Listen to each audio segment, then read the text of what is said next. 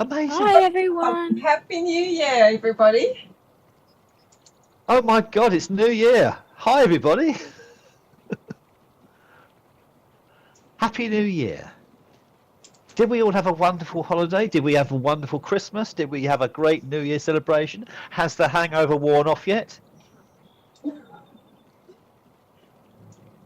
If you're Scottish, it probably isn't, because Yes. Okay, it's starting. Okay. Well, I wasn't I just heard hangover. myself saying, "Oh, you wasn't hangover. You wasn't hungover." No, I wasn't. I did drink though. It's not. It's not a good enough party if you can remember it, you know. And the party's That's the never one who over. doesn't drink. No, it means the people that are hungover is because they don't know how to drink well. They're weak. Yeah. Okay. Were you hungover? Me, I didn't drink. Wow. He doesn't drink. Wow. I know. Well, I was by If you myself don't drink, here, that's but not partying. I was I wasn't being a party. It was a one-man party. I was just by myself, and then there was Clara at the other end of a webcam, about sort of 8,000 miles away. That was about it, really. So yeah. Well, we got to see what you're doing in Australia, like about 9 hours before, and we thought, okay, there's the standard. That's what we've got to follow, and of course we couldn't. You know, you had like half the horizon to horizon, wall-to-wall fireworks. The whole bridge goes up in the creek, and like half Sydney Harbour basically has got like full of boats, and all hell's breaking loose, and it's really, really loud and rampant and everything else. And 9 hours later, we're sitting here looking at the London Eye, which is this big Ferris wheel on the Thames in the middle of London, which makes a great focal point for fireworks, don't get me wrong, but it's not quite the same scale as Sydney Harbour Bridge and Sydney Opera House and all of downtown Sydney and everything else right across the whole harbour.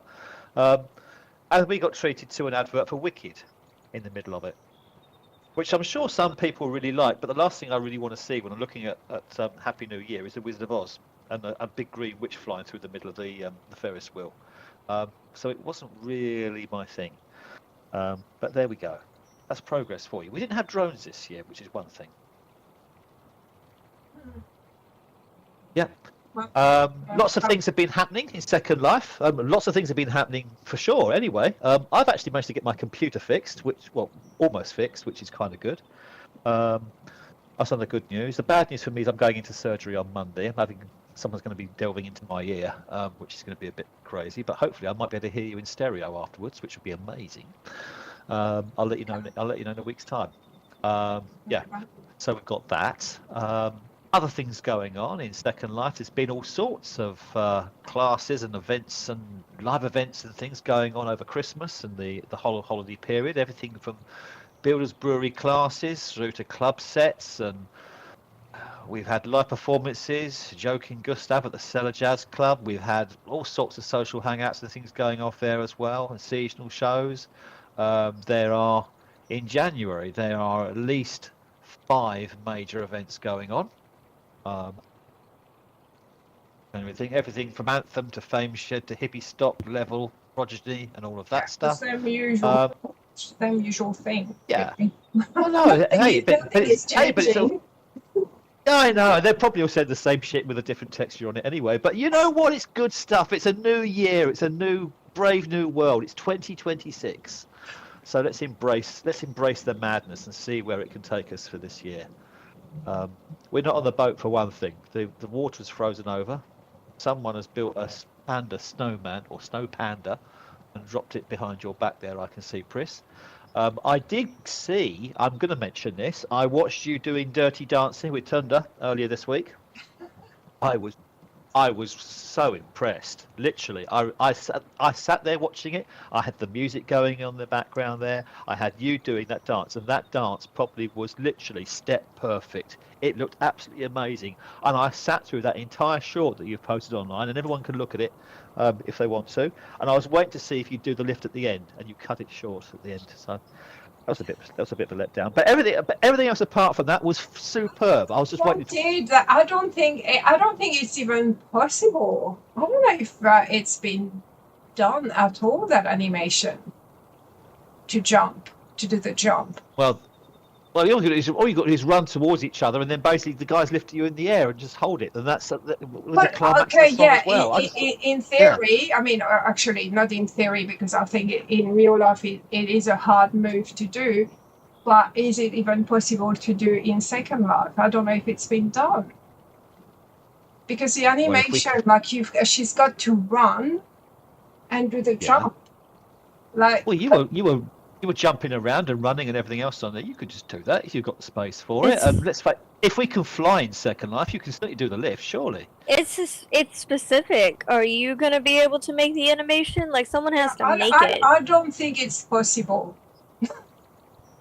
That's my theory, because it is a big animation. She has to run, like she has to do it, perfectly. She pauses, and then she's thinking about it. Then she's running a little bit faster, and then she jumps, and then you have to catch her. So you have to put your hands up and catch her. I don't think that's possible in Second Life. Well, there we go.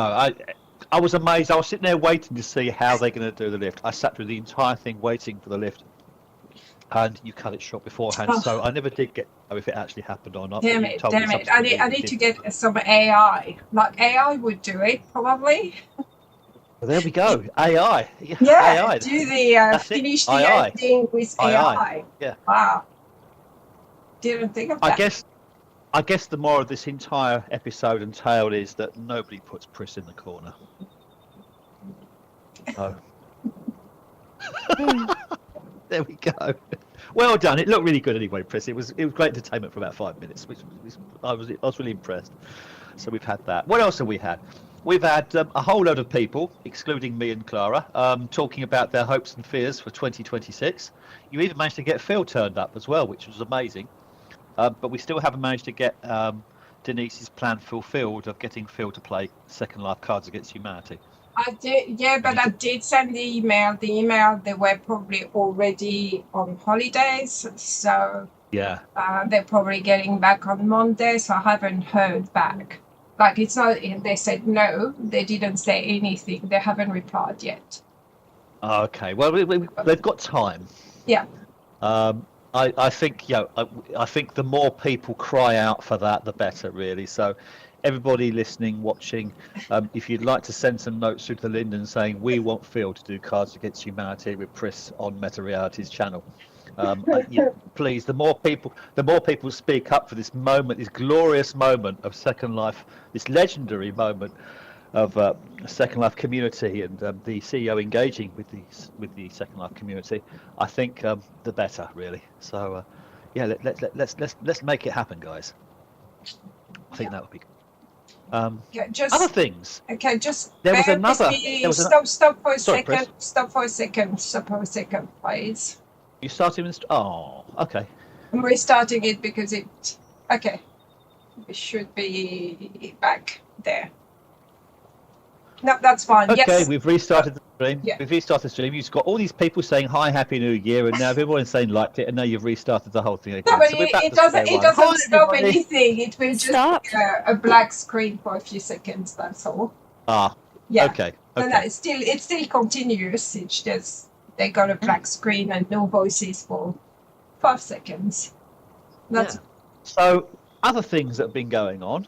You did another podcast, and you started looking at these boxes and things in terms of decorators and people trying to retain their own sort of intellectual property, and how the waters are living. I didn't start it. It's Earthy Design that decided to put a rule of not letting the creators that are using their stuff are not allowed to use them in their prefab. So it's a rule, a policy, a store policy, really. Yeah, so store policy. What do So, I mean, just digging a little bit deeper on this for those of us that didn't quite get it, or those of us that kind of get it but not really seeing the relevance, or those of us that are completely new to the whole thing. So they're not letting people use their items in other builds. Have I got this right? Well, in the builds that they are reselling, so a prefab maker, so they're making a house, for example, or a skybox fully furnished, and they're selling you the whole build. So that includes the furniture, the clutter, everything in it. But Oh, that does make sense. but That's they're fair. not selling you the furniture. Like, you don't own anything. Like, if you were to move from your parcel, then you don't own anything. So that's gone. So you're buying a service more than an object, really. But from the point of view of earthy design, is I guess they're missing out on money because they're reusing. So you buy it once and then they're using it and then they're selling it. Yeah, no, that makes sense to me. Cause like, if I have my own store in real life and I buy a Tommy Hilfiger shirt, and I'm not doing a resale shop or anything. I'm trying to say that this is my own brand, and I'm like, yeah, come to Nordstrom. No, because they had a partnership with Nordstrom though, is how it was legal. I'm all over the place. They're not reselling. They're not pretending to be to create the furniture. They're creating an environment. Yeah, but it's still, they're still halfway stealing. Okay, but you could say the same thing with landscapers and decorator, because they're still using the stuff over and over again, even though it's not a prefab that they're setting up, within a few seconds. They're still using the same trees and plants and here. Yeah, but the prefab is like a package that everybody gets. In a way, it's like mass manufactured. It's not like I'm a landscaper. This is an example of my stuff. These are the products I use. It's you get a box full of the same thing that everyone else got. You're still reusing the stuff anyway. Whether you're a landscaper or prefabs, you're still using the same stuff over and over again. I'm not explaining it well, but I do agree with Urfi, I think. What you're basically saying, forgive me, Chris, is that you buy the collection of items that you've got to make up the whole look and the decor and stuff, but you don't retain ownership of any of it. So that if you then decide to move your parcel elsewhere, you can't get to it again. You can't reuse it. Is that where you're going with this? Exactly. It's gone. Right. So in a sense, that's almost like a couple of things that we've actually got in the region that I do a lot of stuff with, Clara. So yes, I get it. What it basically means is it ties you to that parcel or that region that you've deployed the thing on, and it means that if you then want to put it anywhere else, you've got to buy another copy of it. That's where they're going with it.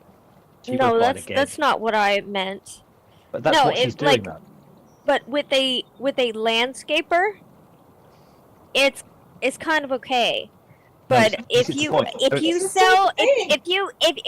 you sell someone like a box of items and you say this item has specifically this every time, I'm not explaining it well, but I do agree with Urfi. Oh. It makes business sense. It's not very nice, but it makes sense. The business sense, yes, because it means that she retains the whole thing basically, and you can't ever reuse it anywhere else. No, you can. So Urfi is not saying like you cannot use my stuff in your landscaping and your public builds and stuff. It's saying you cannot sell an item, not a service, an item. But you wouldn't sell it any. What she's saying is, yeah, so like there's a brand called Two Moon Gardens. And they sell a lot of the Marcus Wasson homes. They're like fantasy homes. They're really neat.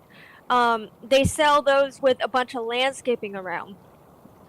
But they have a partnership with Marcus Gosson. And that's how that works. So when you buy, like, I don't even know. I think How you're can I getting show you tied. this? I think you're getting No. tied up with it.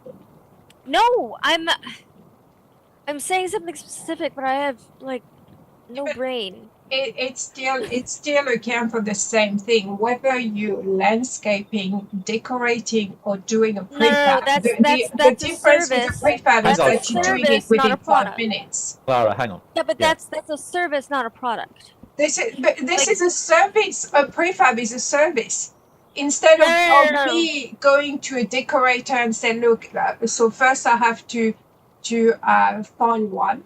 Okay, I have to look for them, look at their either recommended one, look at their portfolios, choose one, and then I have to pay them a deposit, and then I have to wait for them to Yes. be ready to come and do Yes. it, and this Yes. and that, and it takes time. That's not and the at the end, same. it is the same. At the end of It the is day, not the same. No. you That's get the that's a same service. thing. But if you let us You sell get the finish. same thing. You get the exact same thing. You get a decorated house. Clara, so let Two Moon Chris Gardens- finish. Yeah. So Two Moon Gardens sells house plus landscaping as an item, as a full item. You buy from Two Moon Gardens, you buy this item from Two Moon Gardens, you're getting house plus landscaping. The house comes from Marcus Gosson. But Marcus Gosson has a partnership with them so that they can use his house. Everybody can't just sell his house with their landscaping. And this is not a gardening service. This is, you go to the sim and they have products. It's ready-made products that you can take and res yourself. Okay, That's a but what different happens? thing. But this is the whole point, Clara. Yeah. What we're talking about is if you decide to move parcel and you want to res it again, you can't. Because you didn't buy it. You paid for a service. No. I have almost bought from Two Moon Gardens. I'm not talking about times. Toulouse. I'm talking not- about the situation. You are buying a service. You are not Okay. buying the object. You are buying a service. Whether it When is you a pay for it- landscaper or a decorator or a prefabs, you are buying a service. When you pay for a landscaping service, that's generalized, and you can work with the landscaper to tweak it how you want it. The same When you with the buy a prefabs. product, The same when you with the buy a prefabs. ready-made, Uh-huh. product, Clara, it's Clara, already please. decided. No. It's one item that you res Clara, in one place. Clara. You Clara, can hang on. still tweak it. You can still ask them, oh, can you move this? Can you move that? You can still No. do this. Yes, you can. Not Clara, that. Not excuse that. me, Clara. Clara. I've bought many prefabs, and especially the one that you were renting was a prefab. Yeah. And I was able to tweak everything in it. I don't own it. That's why it's gone, because I don't own it. No, that's not what I mean. But that's well. what's happening. But that's No, what it's not what I mean. No, I'm not explaining this well. I understand where Earthy is coming from because I have seen products that are both ways. I have seen landscaping services and I have seen like ready-made, it comes in a box with such as house and landscaping. And yeah, you can pick it apart and change textures and stuff once you buy it, but it's basically all in one in a box and you res it in one place. You don't it's not a landscaping service. It's you're not missing a the point, landscaper Clara. comes and puts their stuff down in your Yeah. place. But the point is, Clara, that's not you're missing the point. The point is it's a one deploy only, it's a one res only item. You can't res it anywhere else later. You've only got Unless the you buy one it. chance. Yeah. Unless you buy it outright. Yeah, so you're only really getting a service. You never actually own the item. If you want to take over another parcel and you want to res the same item in another parcel, you've got to, what Chris is saying is, am I right, Chris? You've got to Yeah. buy it all over again. Yeah. Yeah, that's not the same as owning anything. Yeah, the winter platform that we got from Caden, which was a prefab, that was a prefab Yes. which I didn't want. That's what a prefab is. Well, Yeah. that is cheating. I thought he made that from scratch, from his own little things. Put them together. No, that's a prefab. That's my opinion. Hashtag Yeah. not meta reality certified. Yeah. So as far as I'm concerned, I can see why the owner wants to retain some degree of control over where the items can be deployed and what they look like when they can be deployed. But at the same time, you've got to respect the fact that a consumer has bought that item. You shouldn't retain the ownership of that item. If they want to move that house to a certain point on the same parcel, if they want to res that house, if they get rid of the parcel and they want to res the house in another parcel, which might be bigger, to put more stuff in, they can't do any of that because the creator has decided, no, if you want it, you come and get it from me, and you're only going to get one copy, and that's it. You're stuck with it. If it doesn't work, if it's the wrong angle, if it's the wrong way round or anything like that on the parcel, you need to move it in any way, shape or form, you're stuck. You've got to basically junk the whole thing and buy another one every time. Now that's sharp. Yeah, unless the builder who did it will give you edit rights, Yeah. Which most of the time they won't, or they will do it. An interior designer, the same thing, they will give you their edit right for a few days, so you can tweak, a little bit of the they've done, and then that's it. Then, once they start, you can only remove the thing if you want to change it. Yeah. I understand where they're coming from. I can see how they're trying to protect ownership of the item. Okay, make sure it's done So, right. Pris, is it something like this that I just IM'd you? Hold on a second. They used to offer more landscaping, but they don't now. Where like they would make a whole scene, and it was a pre-planned scene. There's a bunch of stuff they put together. Yeah, but I don't know what that is, Clara. Yeah, because they don't offer the old one that was. No, because if it's a decor, if as you are the owner of the item, you've created the items from scratch and you're selling them, no, that's not what we're talking about. That's not what I meant. If they take something, it's like me. Okay, those 4 chairs that we've got here plus the fireplace, you put it together and you say, well, I can raise it at your place for 500 linden. Yes, that is what I meant. Which they want to stop that. But the second issue with that is they're claiming integrity and value. Well, the integrity I get, but I don't see the value. Well, you don't own it. They kind of want to protect their brand and sell, and stop the selling and being under cap. But where I disagree is that they sell everything, they discount everything on the weekend sales. Yeah. So, you're buying something for. Well, you're not buying it, are you? You never actually own it. You're just paying for access to it. You never actually own it. They own it and they drop it on your land. Basically, I understand that, but if you're going to say that you want to protect your brand and the value of your brand and what you're selling, well, you're not protecting anything, because everything that I would buy at the full price get discounted on the weekend. So where are you actually? Where is the value? Like if you. I see what you're saying, Pris. But I mean, from my point of view, if I pay, for example, 500 lindens for, we talked in terms of the patio set that we talked in here. Say we pay 500 lindens for that patio set.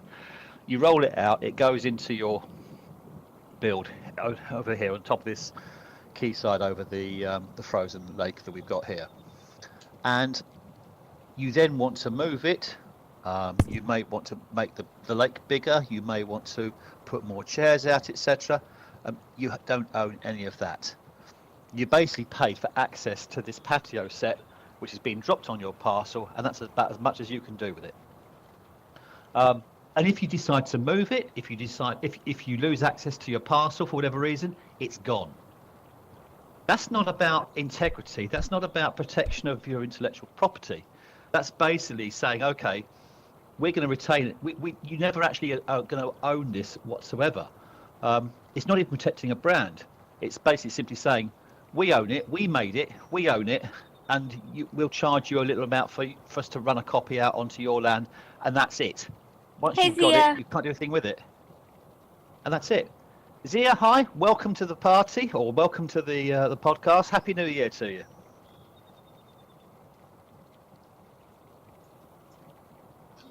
Oh yes, I remember that with Backdrop City. So Backdrop City had that the same issue, because Backdrop City, what they do basically, they just buy the backdrops, put them on a sim, and then you can go to that sim and use all the backdrops. So you never have to buy a backdrop because it's already available there.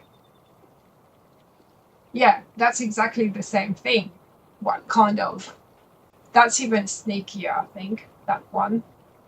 Is it still open, Backdrop City? Oh yeah. Oh yeah, it's fabulous. Yeah, but in this case, like, who's paying what? Like, who's getting money out of that? I think you pay to be in the group, and then you can. I mean, that's yeah, it as far as I know. They've got a free area, and then there's a premium area. So yeah, basically they. No, there's no premium area. It's all free. They have a lot of sponsors and stores at ground level on the sim. That might be how they're paying for their sim. But yeah, as far as like the copyright, and you can just res all this other stuff just for your own personal use, I have no idea the legality of that or how the different brands feel about that. But they've been going on for years, and they're still going on. Yeah. So what was the name of the designer doing this one, Chris? Was it Effie, did you say? Earthy. Yeah, Earthy design. Yeah. I don't know how to say it. Okay. The really shiny one that loves PBR, honey. It's our kitchen. Yeah. Oh God. Okay. All right. It's the kitchen you chose. Yeah. Okay. Yeah. All right. Yeah. Does that mean we're going to lose the kitchen if we decide to res it anywhere else? No, that's not what it means at all. Okay, I bought that kitchen. You were going to buy the next kitchen because that was like our fourth kitchen, but I digress. I mean, as a solution, if they want to basically provide that kind of a service, but other people might want to res more than one copy. They might want to res a secondary copy somewhere else. Why don't they do a 2-tier license? So you've got effectively the amount that you bought it for already, and then you have a higher level if you actually want to have a copy version of it or a mod version of it to basically res another copy somewhere else. Make it no transfer, obviously, and do it that way. Because they're not getting the money. Earthy design has nothing to do with the builders that do the thing. And even if you add a license, it doesn't make sense, because how do you even keep track of the license? Second Life is not equipped for this kind of issue. Yeah. It does seem to be issue. It does seem to be very sharp in terms of how it works. If I buy something and I'm parting with my money for that item, I'm kind of old-fashioned in thinking that I own at least the access and the right to use it. I might not want to pass it on to somebody else. I get that. Well, at least I want to be in the possession of, if I buy a TV set, I expect the TV to work. I expect it to go into my house. And if I move house, I want to take the TV with me and put it in my new house. You're telling me that Earthy won't let me do that? That's a bit unfortunate. No, not at all. No, they're saying it's not. It makes no difference. They're only going after the prefabs. So honey, your personal use for your home is not what it means. It means like if you were a landscaper and you said, "Hey, I can offer you all these furnishings for your living room and it'll look like this." That's a prefab service that we are talking about. Yeah. Okay. But I'm still getting caught up with it, aren't I? Because if I want to if I've bought that TV set and I want to res it anywhere else later, I can't do it. Yeah, you can. No, I can't.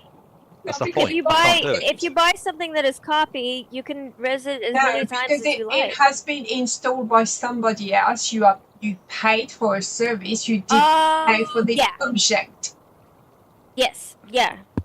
So that when you pay for the thing as part of the service, yes. So that object, you've only got one copy of it in one particular location. You can't move it, change it, reposition it, anything. You're stuck with it and exactly where it is. All you can basically do is return it. If you want to basically put that anywhere else, you've got to buy it all over again and get the guy to come around and do it somewhere else. Either that, or they're tracking how many people they've got arrangements with, and then you say, okay, you've already bought this, but you want to put another copy of it somewhere else, and we've got the other thing back. Okay, right, we'll put that copy in your new build over here. Can I go off on a tangent? Tracking that is going to be an absolute nightmare. I can't see that they'll do it. No, there's no tracking it. I don't think you can. No, can I go off on a tangent? Like, I feel very strongly about this. Yeah, I get why don't do the settings properly. Oops. I get why. Hang on. What? We okay, because Zia was talking and in chat, and I didn't have the bubble. Oh, see if it's working. Yeah. Yes. So the Hang on. This. Yeah. Well, I don't even remember now. Oh yeah, no copy. Yeah. So I get why brands do no copy.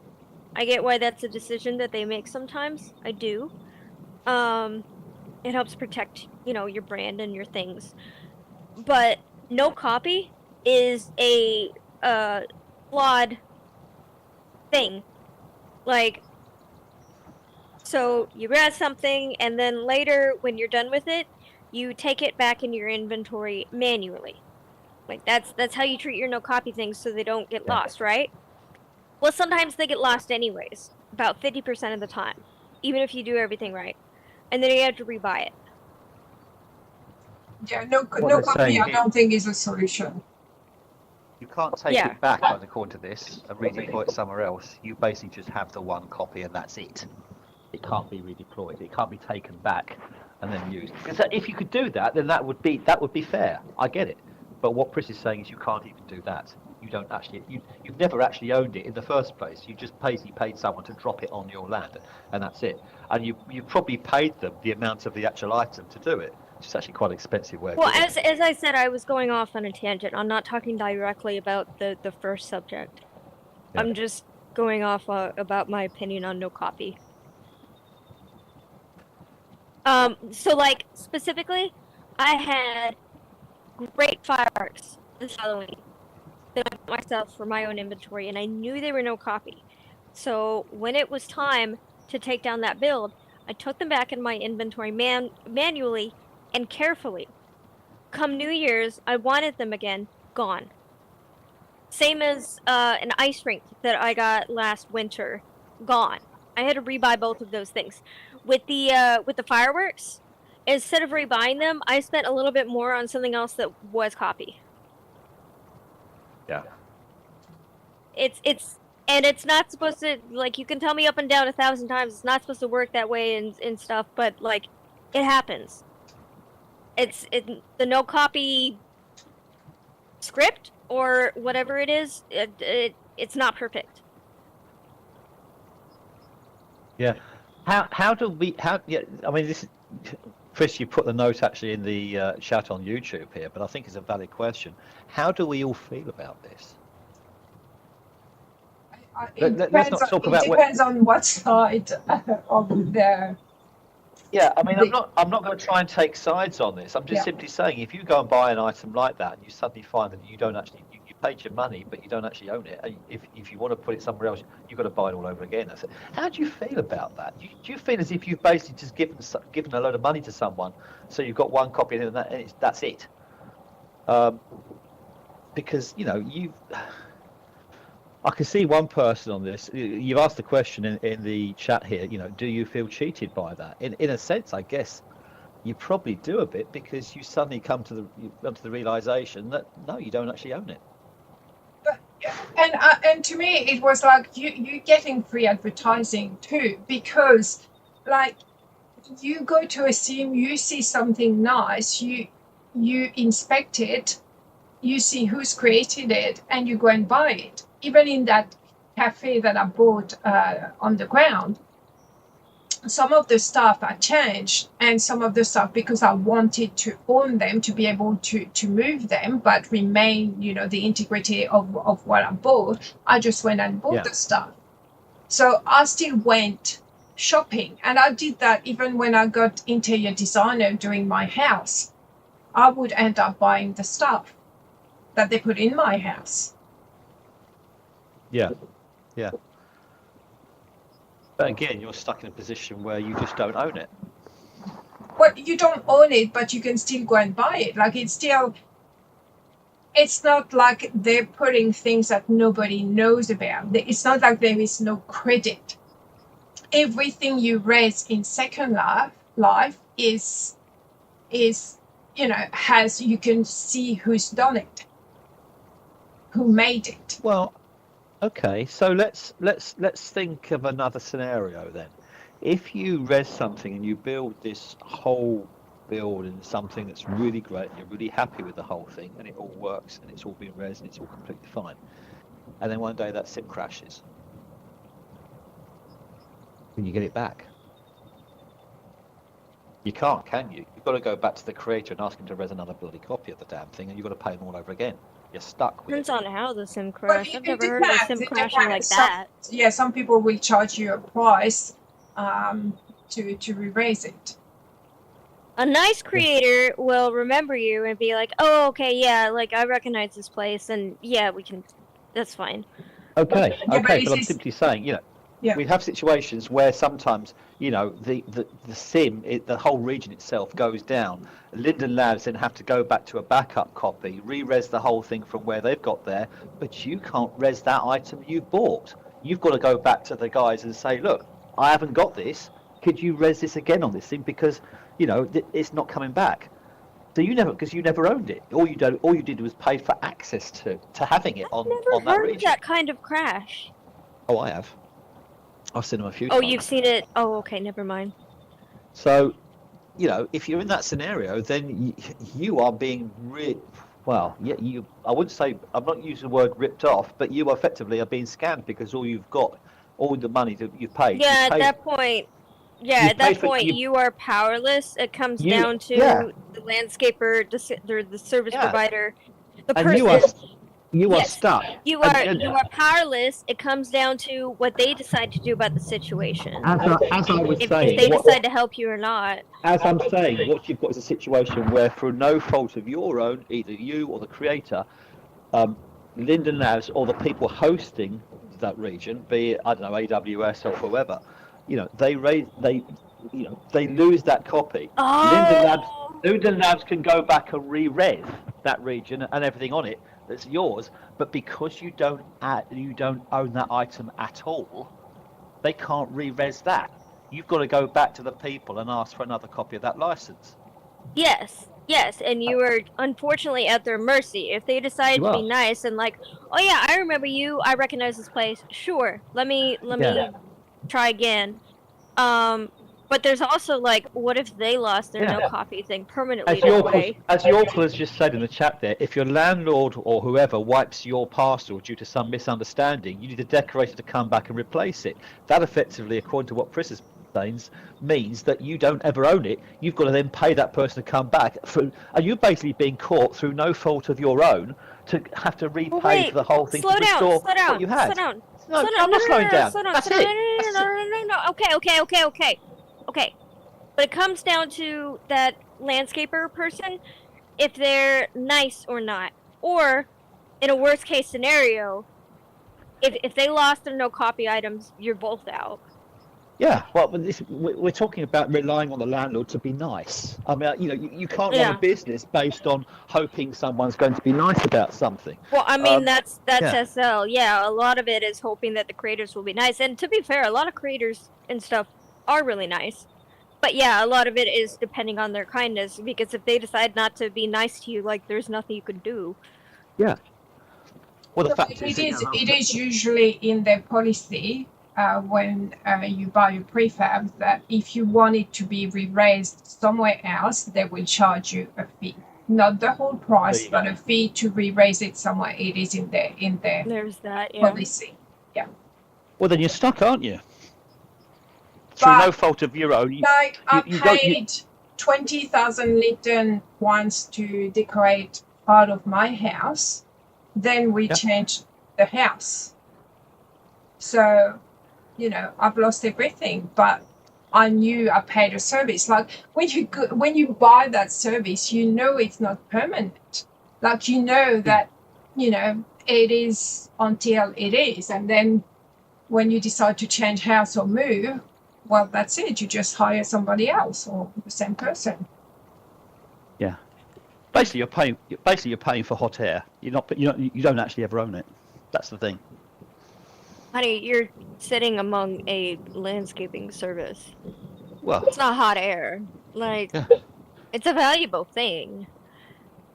But yeah, I don't mind paying. Like I don't mind paying for that service. Like I'm glad I paid for, Caden for what he did. I'm glad I paid for him. That's just, but yeah, if I were to get rid of that sim today, then I lose everything. Yeah, because I don't own a lot of this landscaping. But at the same time, on the ground, I mean, Clara, you went and bought the trees. I bought the trees. La Dolce bought the trees as well. Yeah. So they still gain sales from that service. Yeah. Yeah.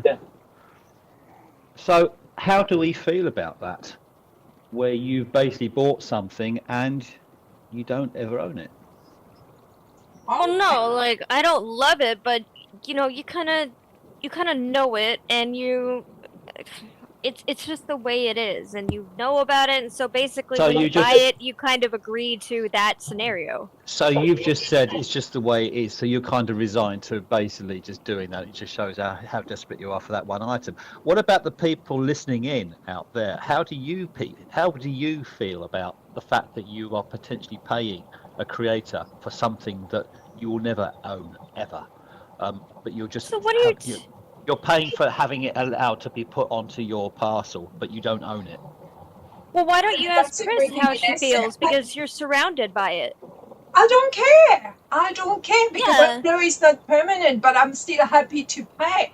The same way I've paid for that coffee shop downstairs, down on the ground, sorry.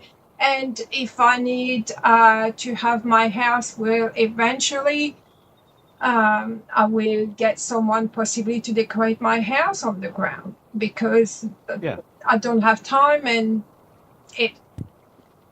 that's fine. I mean, I can raise my own furniture and tell them, oh, by the way, you need to include this in what you're doing. But yeah, I would feel more comfortable. I would feel more comfortable if there was like a two-tier pricing. So one, you could basically own the rights to copy it, but no transfer. And so you actually have something that's conventionally yours. Or if you have the street price of what they're charging right now and saying, okay, you will have a one copy only version of that and they will res it on your land for you, and that's it. So you can effectively have the more economical version, the market version, if you like, the street version, and you can have the actual version that you own yourself. How is a landscaper supposed to be able to sell you that stuff? Like, for example, around us, there's a lot of Sky Studio stuff, Studio Sky. How is Pris's landscaper gonna sell us the Studio Sky stuff? Because what you're basically saying is you pay an inflated price for the higher cost item, and if you want the cheaper price on but there, she didn't make it. As I said, as I was saying, please let me finish. Please let me finish. Please let me finish. So you have the one item that you own yourself that you can res as many copies as you want on there, Yes. but you pay a higher rate for that. If you want to pay the cheaper rate version, then you message the creator, you pay them the cheaper version, and they res a one copy, one shot only version on the land where you want it and how you want it, and that's it. So you have a two-tier price. You have two prices for the same item. So wait, Don't tell me they don't do this in Second Life, because they do. So then a creator, so then Studio Sky is now responsible for all of the landscapers that use their items, and they have to confer with all of those landscapers, because the landscapers' customers might want their own copy version. I mean, why not just... No, why? How could you even do that? There's so many landscapers. We have a neighbor here who is a landscaper. Equipped or prepared for that. Yeah. it's literally, and I mean, well, and it's also like how as a creator, how do you get to know every single landscaper? You'll probably get to know a few of the bigger names, but every single landscaper, somebody could just come up to you and say, "I'm a landscaper, and this discounted price, to give to my customer," when they're not even a landscaper. Like, James is asking the how question. does it work? James is asking the question, if you pay that higher tier rate, do you get the edit rights? Well, I guess you do get the edit rights, because effectively you own it yourself.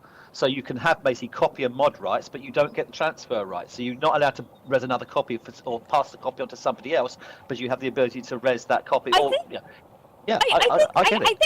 think there's a huge dot in the middle here that is not connected with the rest of the dots. Like, how are the creators supposed to know and talk to every single landscaper, and how are they supposed to know and be able to trust that every random Tom, Dick, and Harry that comes to them and says, "I'm a landscaper, I want it at the discounted price for my customer," isn't just trying to rip them off? Because anybody can put landscaper in their profile. Yeah, you know what, Pris? It's insane. You know what, Pris? Wouldn't it be really good if we could get someone from Earthy or one of these other creators that is doing this scheme to come onto the stream here, and we could have a chat about it? And maybe they can explain to us their way of thinking. Earthy is not doing the scheme. They're back. They're saying that they won't be part of this. Yeah, Earthy is implementing a policy that if you're buying their stuff, you are not allowed to use them.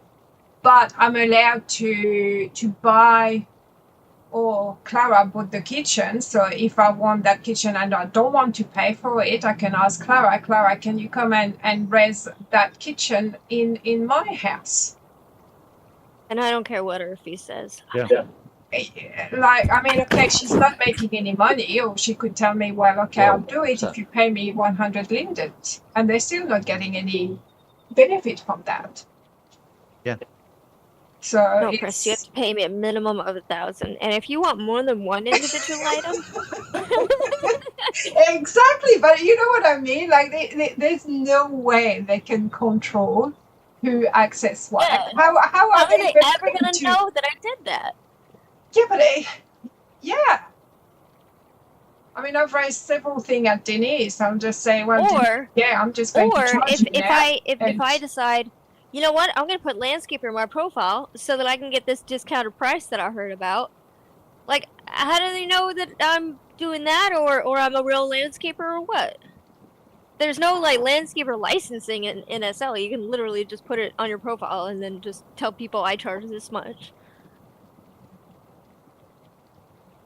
The limited license. So the only way you could do that is for the lab to finish developing the limited license system as a layer over the permission system. So you could finally transfer a no transfer right license. And some stores do offer different tiers, but all of this other stuff with landscaping and stuff not involved. On that type of license, because it says they need to finish developing the limited license. In the comments, I'm reading the comments on the YouTube channel. Oh.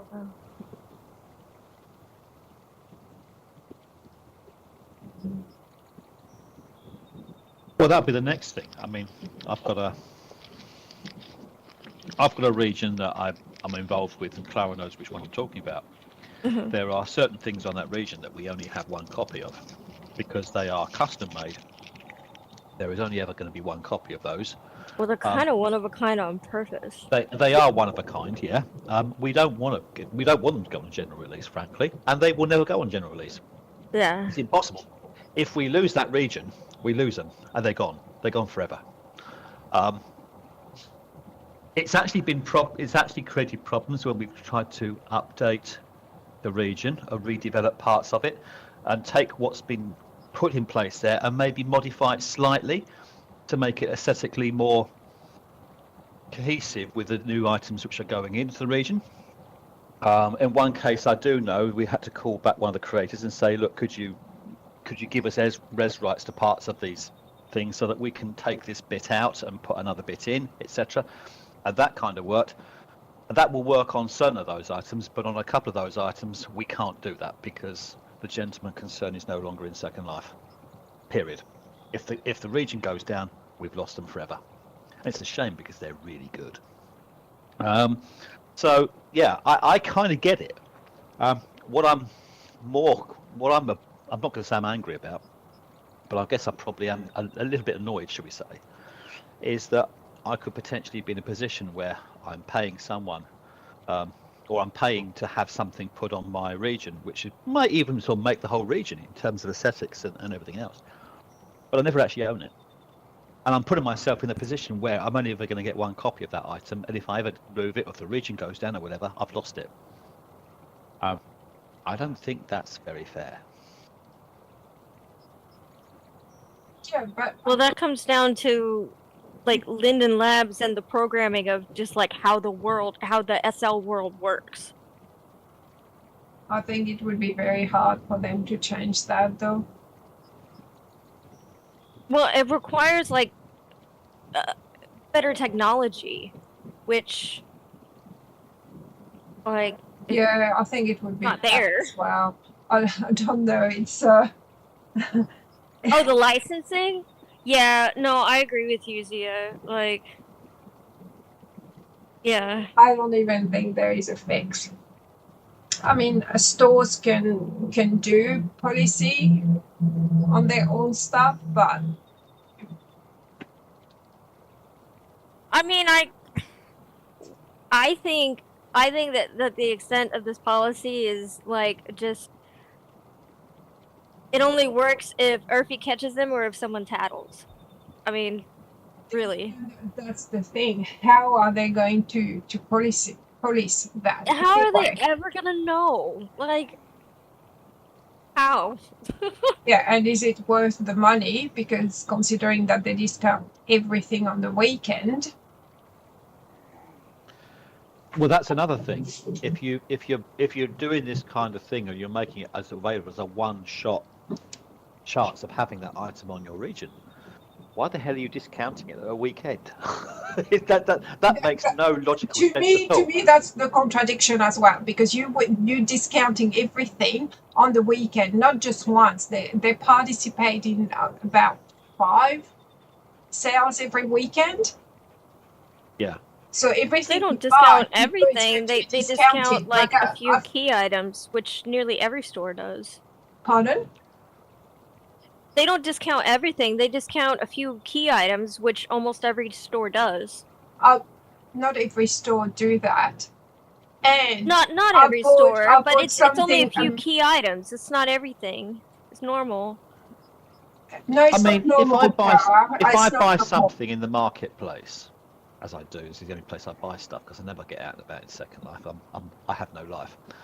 So basically, if I buy something on the I've market, tried to take you to shopping events. You didn't want to be there, so I couldn't get Fine. in. I couldn't see the point. So anyway, that's by the by. If I was to buy something, say off the marketplace, and then the person came back to me and took the money back, or took the item back, so the money has gone altogether, could I actually report them under terms of service for scamming me for the amount of money that they've taken from me and I don't actually own something?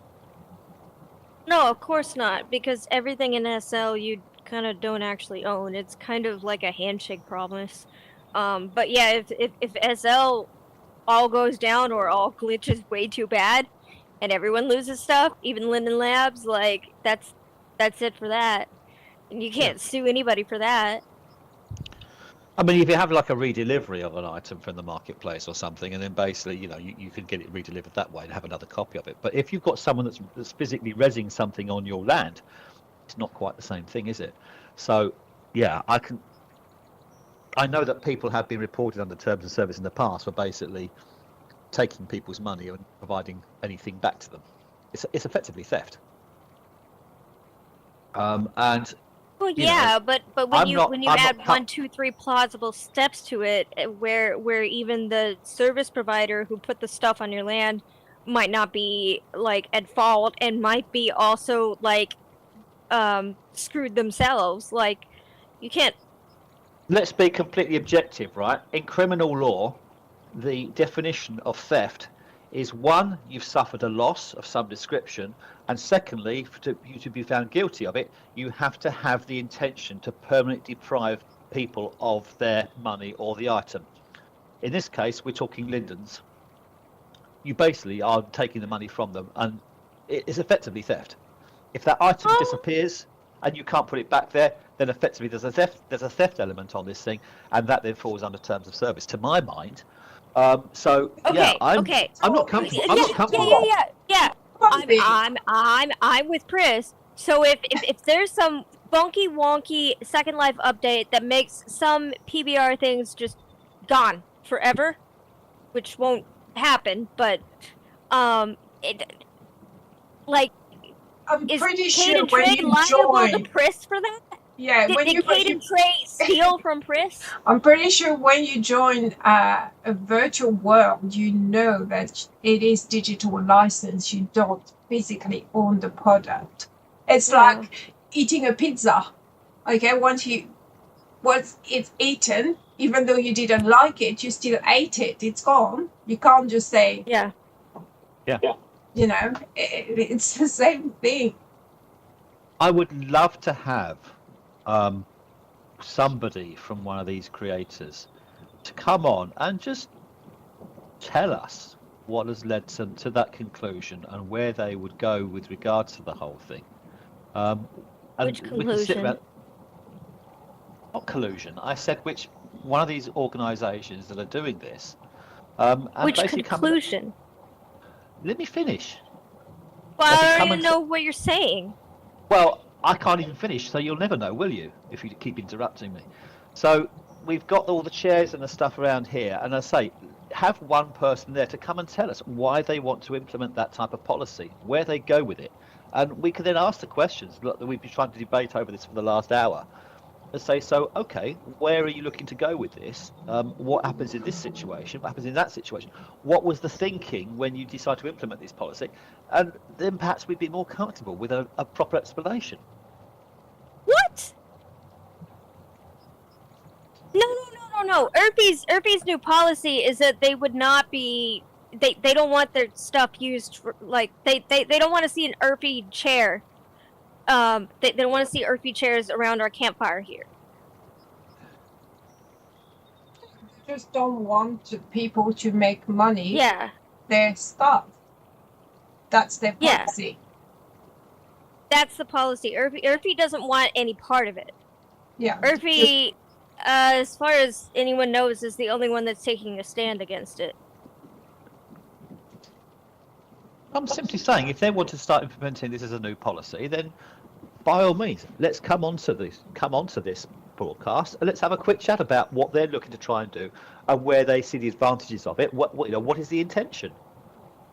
Because a lot of people are going to get seriously annoyed with it.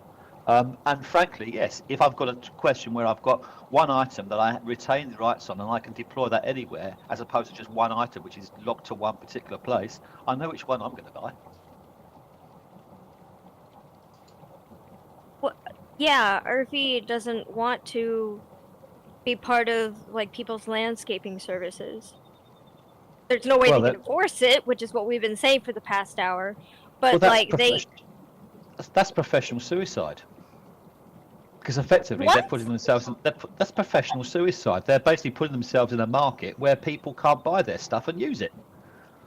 No, anybody can buy their stuff. They don't mind if you buy the earthy kitchen and put it in your own kitchen. They mind if you buy the earthy kitchen and put it in this building right behind us here.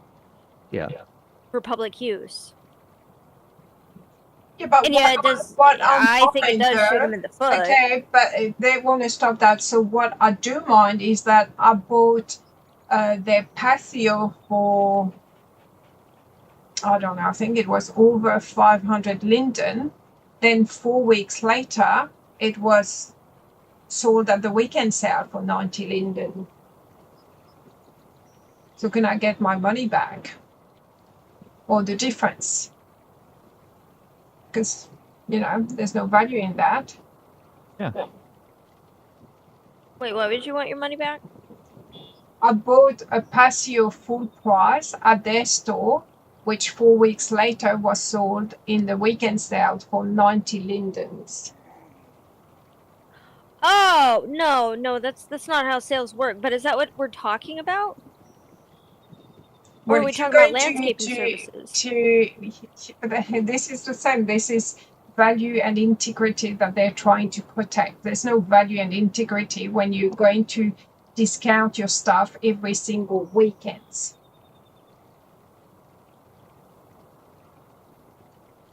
How is this the same as landscaping? That's what And a we've been landscaper, talking for. if a This is what landscaper we've is been liable talking. for Well, your okay, stuff or maybe not. you should watch the video because I explained the whole thing for 20 minutes. I came unprepared. Sorry.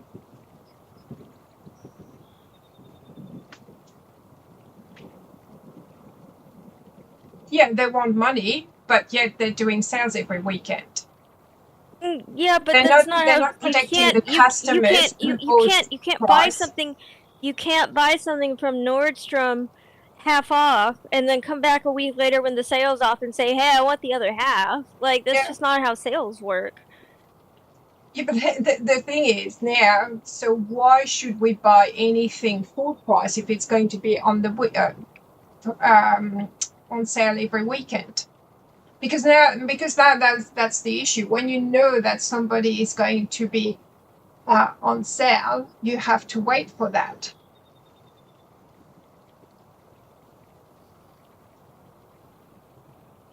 Yeah, Amazon does it. Yeah. But here they want everything, so they don't want anybody else to sell their stuff. They want you to buy their stuff full price, and then we should be happy and smile when we see the item that we bought 4 weeks earlier at us being sold for 90 lindens. So I've just bought their set for 2,990 lindens, which I'm pretty sure it's going to be discounted. The only reason I bought it because it had the move thing, and I wanted to do a video about again. This is very, very, very common in America where they jack up the prices and call that the normal price, and then everything is always on sale. And it gets people excited. And, like, everyone knows better, but everyone falls for it. I think it gives people dopamine or something. Oh, it's a sale. Zia doesn't fall for it, though. Zia is smart. I don't fall for it. I don't like weekend sales. Yeah, no. I mean the masses. Like I've talked about this before. We have a store called Kohl's here. It's like clothes and home goods and stuff. And like, what they do is they jack up the price, call that a higher price than normal price, and then they can put everything on sale like all the time, like 30%, 40%, and people get excited even though we all know what they're doing. Yeah, but this is not what they're saying here. This is not what they're doing here. They're selling everything at a price. So it is 500 lindens. Okay, so it is going to be 500 lindens at a shopping event, for example, and then once the shopping event ends, they go on the weekend sale for 60 or 90 linden. So at the end of the day, why even put it at 500 linden? You know, you should be selling it at 90 linden. There's no need to do a sales. Just make it 90 lindens. There's no... I mean... Things are valuable because people want them, there's that, but it's a lot looser in SL. Like, people can just decide the prices, and if people want the thing enough, they will spend I'm not whatever.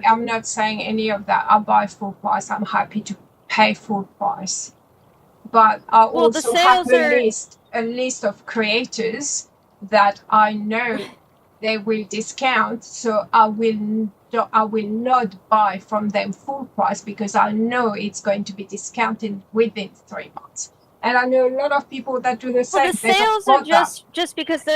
just because they can, because inherently the value is made up. Like, there's no like a Walmart, a t-shirt is $10, so you expect to see that at every Walmart, and you hope to see that at other stores and things like that.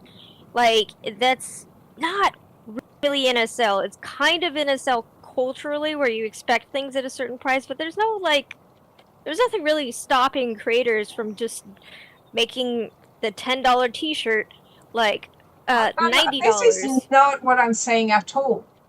I mean, if we're going back into the prices, this is going back to Charm that charges 30,000 lindens for a bag. I don't have an issue with that. You were talking about the prices. Yeah, but you're mixing everything. You're talking. I'm not saying that people can't charge whatever they want. That's fine. Like Charm charges 30,000 lindens for a handbag. This is not what I'm saying. Well, I mean, if you can charge 500 and call that your regular price, you can charge 90 on the weekend sales and call that your sale price. There's a difference where you are charging a price saying that, oh, look at my store. My store, everything in my store is 500 linden because it is worth 500 linden. So I do not want anyone else to sell my stuff because my store is selling 500 lindens and I want to get 500 linden for every single sale. Yet every weekend you discount the stuff to 90 lindens. So something that you paid 3,000 lindens, you know that in 3 months' time it's going to be 90 lindens. There is what weighs the integrity of saying that your stuff is valued at 3,000 linden when you know damn well that you're going to discount it to 90 lindens. I mean, that's just like how sales work. Is selling a handbag, a virtual handbag for $30,000 for 30,000 lindens. I can tell you she will never ever discount it to 90 lindens because this is the value of her store. She has decided that my handbag are valued at 30,000 lindens. But not all stores are going to think of that as stringently as she does. Like, I can see what she's trying to do. She wants to be like the Kate Birkin or the Prada bag of SL. This is not that. This is not that. Any store can be whatever. It doesn't matter if you decide that your stuff is worth. I don't know what to say now. I think I'm coming up with really good responses, and you're just arguing with everything. Well, yeah, because you're not seeing it. Okay, let's take Nutmeg for example. Nutmeg. So they do the weekend sales. I don't have any problem with that. So on the weekend sale, because they create a product on for the weekend sale. Okay, so you have the weekend to buy it. Once the weekend ends, it goes to a full price. I mean, it's because I'm American. Not the other way around. This is normal. This is shopping culture. This is how things get priced. Oh, okay. So people who started the sales, now we're just accepting that. Okay, this is the culture. It's not the culture. Okay, somebody started the sales. It's doesn't look any different to me.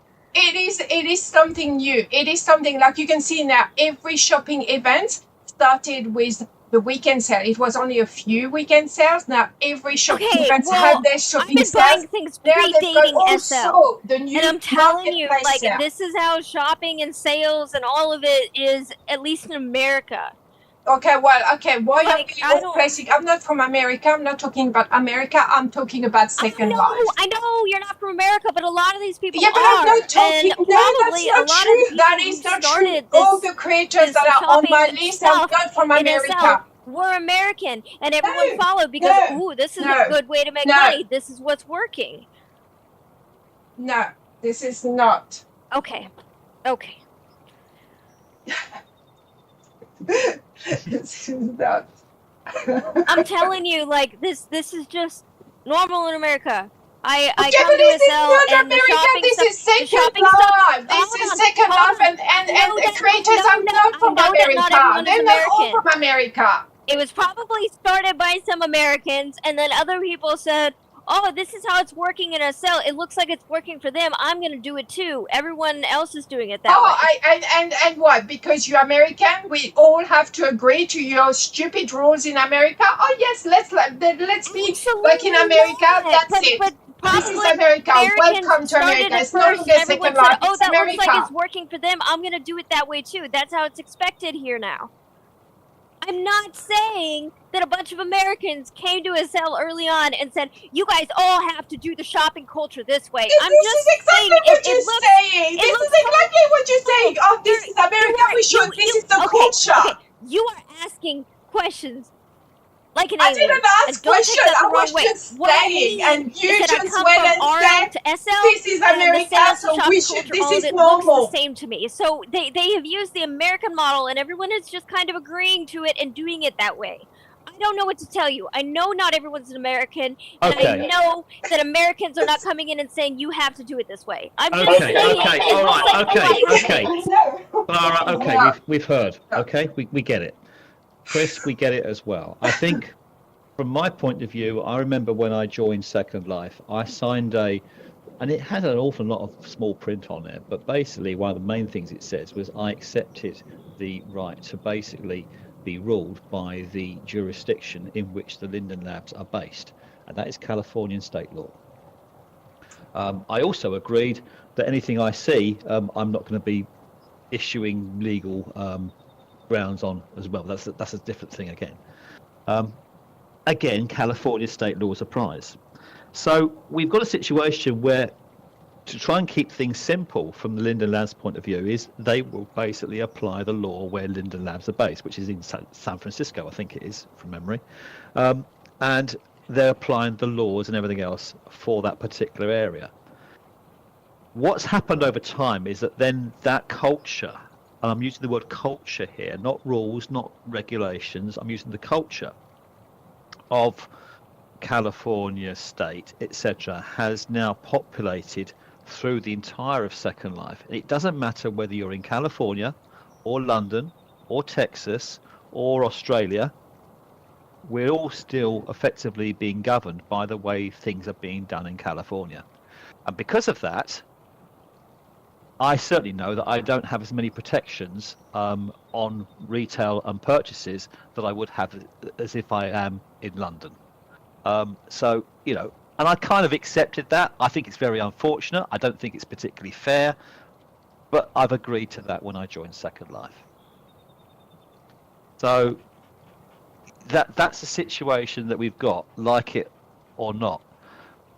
What we are discussing here is a situation where people start to change the rule and they start implementing particular controls over and around when you're purchasing things, and who retains the ownership of those things, and what happens if you then want to buy secondary copies or you want to res other copies, you know, and you realize that you don't actually own the whole thing anyway, and what you've actually done is you've paid for accessing the one item, and you don't actually ever own it. That's pretty much where we're up to at the moment. So it doesn't go in terms of saying that's the way it is in America. It's not even in America, I think you'll find. I think it's just California state law. And it's also that people have accepted these rules and this environment and this culture because Second Life is what, 22 years old now? 23 years old? It's something that has People evolved. are just doing it because it's what everyone else is doing. It's like the model Well, that has come to be. it's not internet. It's And not it internet. just so it's not- happens to be it's not. identical to what we see in America. It's not. Okay, It's and not. doesn't I'm saying mean it's not right. though. and we have to. It doesn't live mean with it's it. right, but no. And if you have your own store, Chris, as long as you're following LL policies and stuff, like you can do anything any way you want. Yeah. I'm just saying this is why most people are doing it this way. From my point of view, from what I've heard Chris describe and the way, if I understand this thing correctly, if I was a store owner, what they are implementing, to my mind, from a marketing perspective and from a business perspective, is professional suicide. I feel, but what they're also doing is they seem to have grasped not fundamentally grasped the basics of when you have a street price and you have a price for the actual item, and at what point do you start discounting? Do you discount because you are trying to generate more business? Do you discount because other people are discounting and everyone puts pressure on you to discount? And then you've got to think in terms of how much you discount by, what is the actual value to you of that item when you come to price it, and are you going to be influenced by what other similar items there are in the market in which you're selling it that are going for similar prices? You know, what is a t-shirt? Chris, you use the example of a purse. Someone's basically selling a purse at 30,000 lindens. Other people are selling purses at 500 lindens. What's the difference between the two? that 30,000 linden purse seller is an outlier. They're trying to do a They're not trying, Clara. They are doing it. They are doing it. They have established themselves, and that is the value of this. Bad thing. I'm saying no one else in SL is doing it right now. I don't know if anyone ever has, but I've never seen it. No. I disagree with that. People are doing it on a different level. Okay, if you believe like Nutmeg, let's go back to Nutmeg. They have it though. They want to be the product. No, they're not trying to be. This is not what it is about. Yes, no, they're trying to be luxury. No, they're not trying anything. Fine. They're not trying anything. You do not understand the point. I know what you think I mean by that. It's just a fact, and it works for the luxury brands.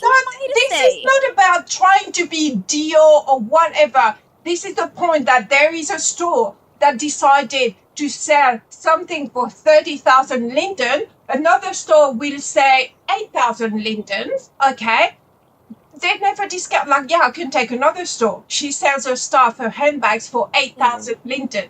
Okay, they don't discount. They do not ever discount anything. Video. You compared it to high-end purse couture stuff in your video one time ago. No, it doesn't matter the price. It is the value of what you see. If you sell something for 1,000 linden, you're going to sell it for 1,000 linden. Clara, can I just say, can I jump in there? Because I do remember the article and Chris talking about these things, and we had a look at it afterwards as well. It's kind of like buying, say, a high-end item like a Louis Vuitton purse, as opposed to no, Chris is going to argue No, Clara, please let me finish.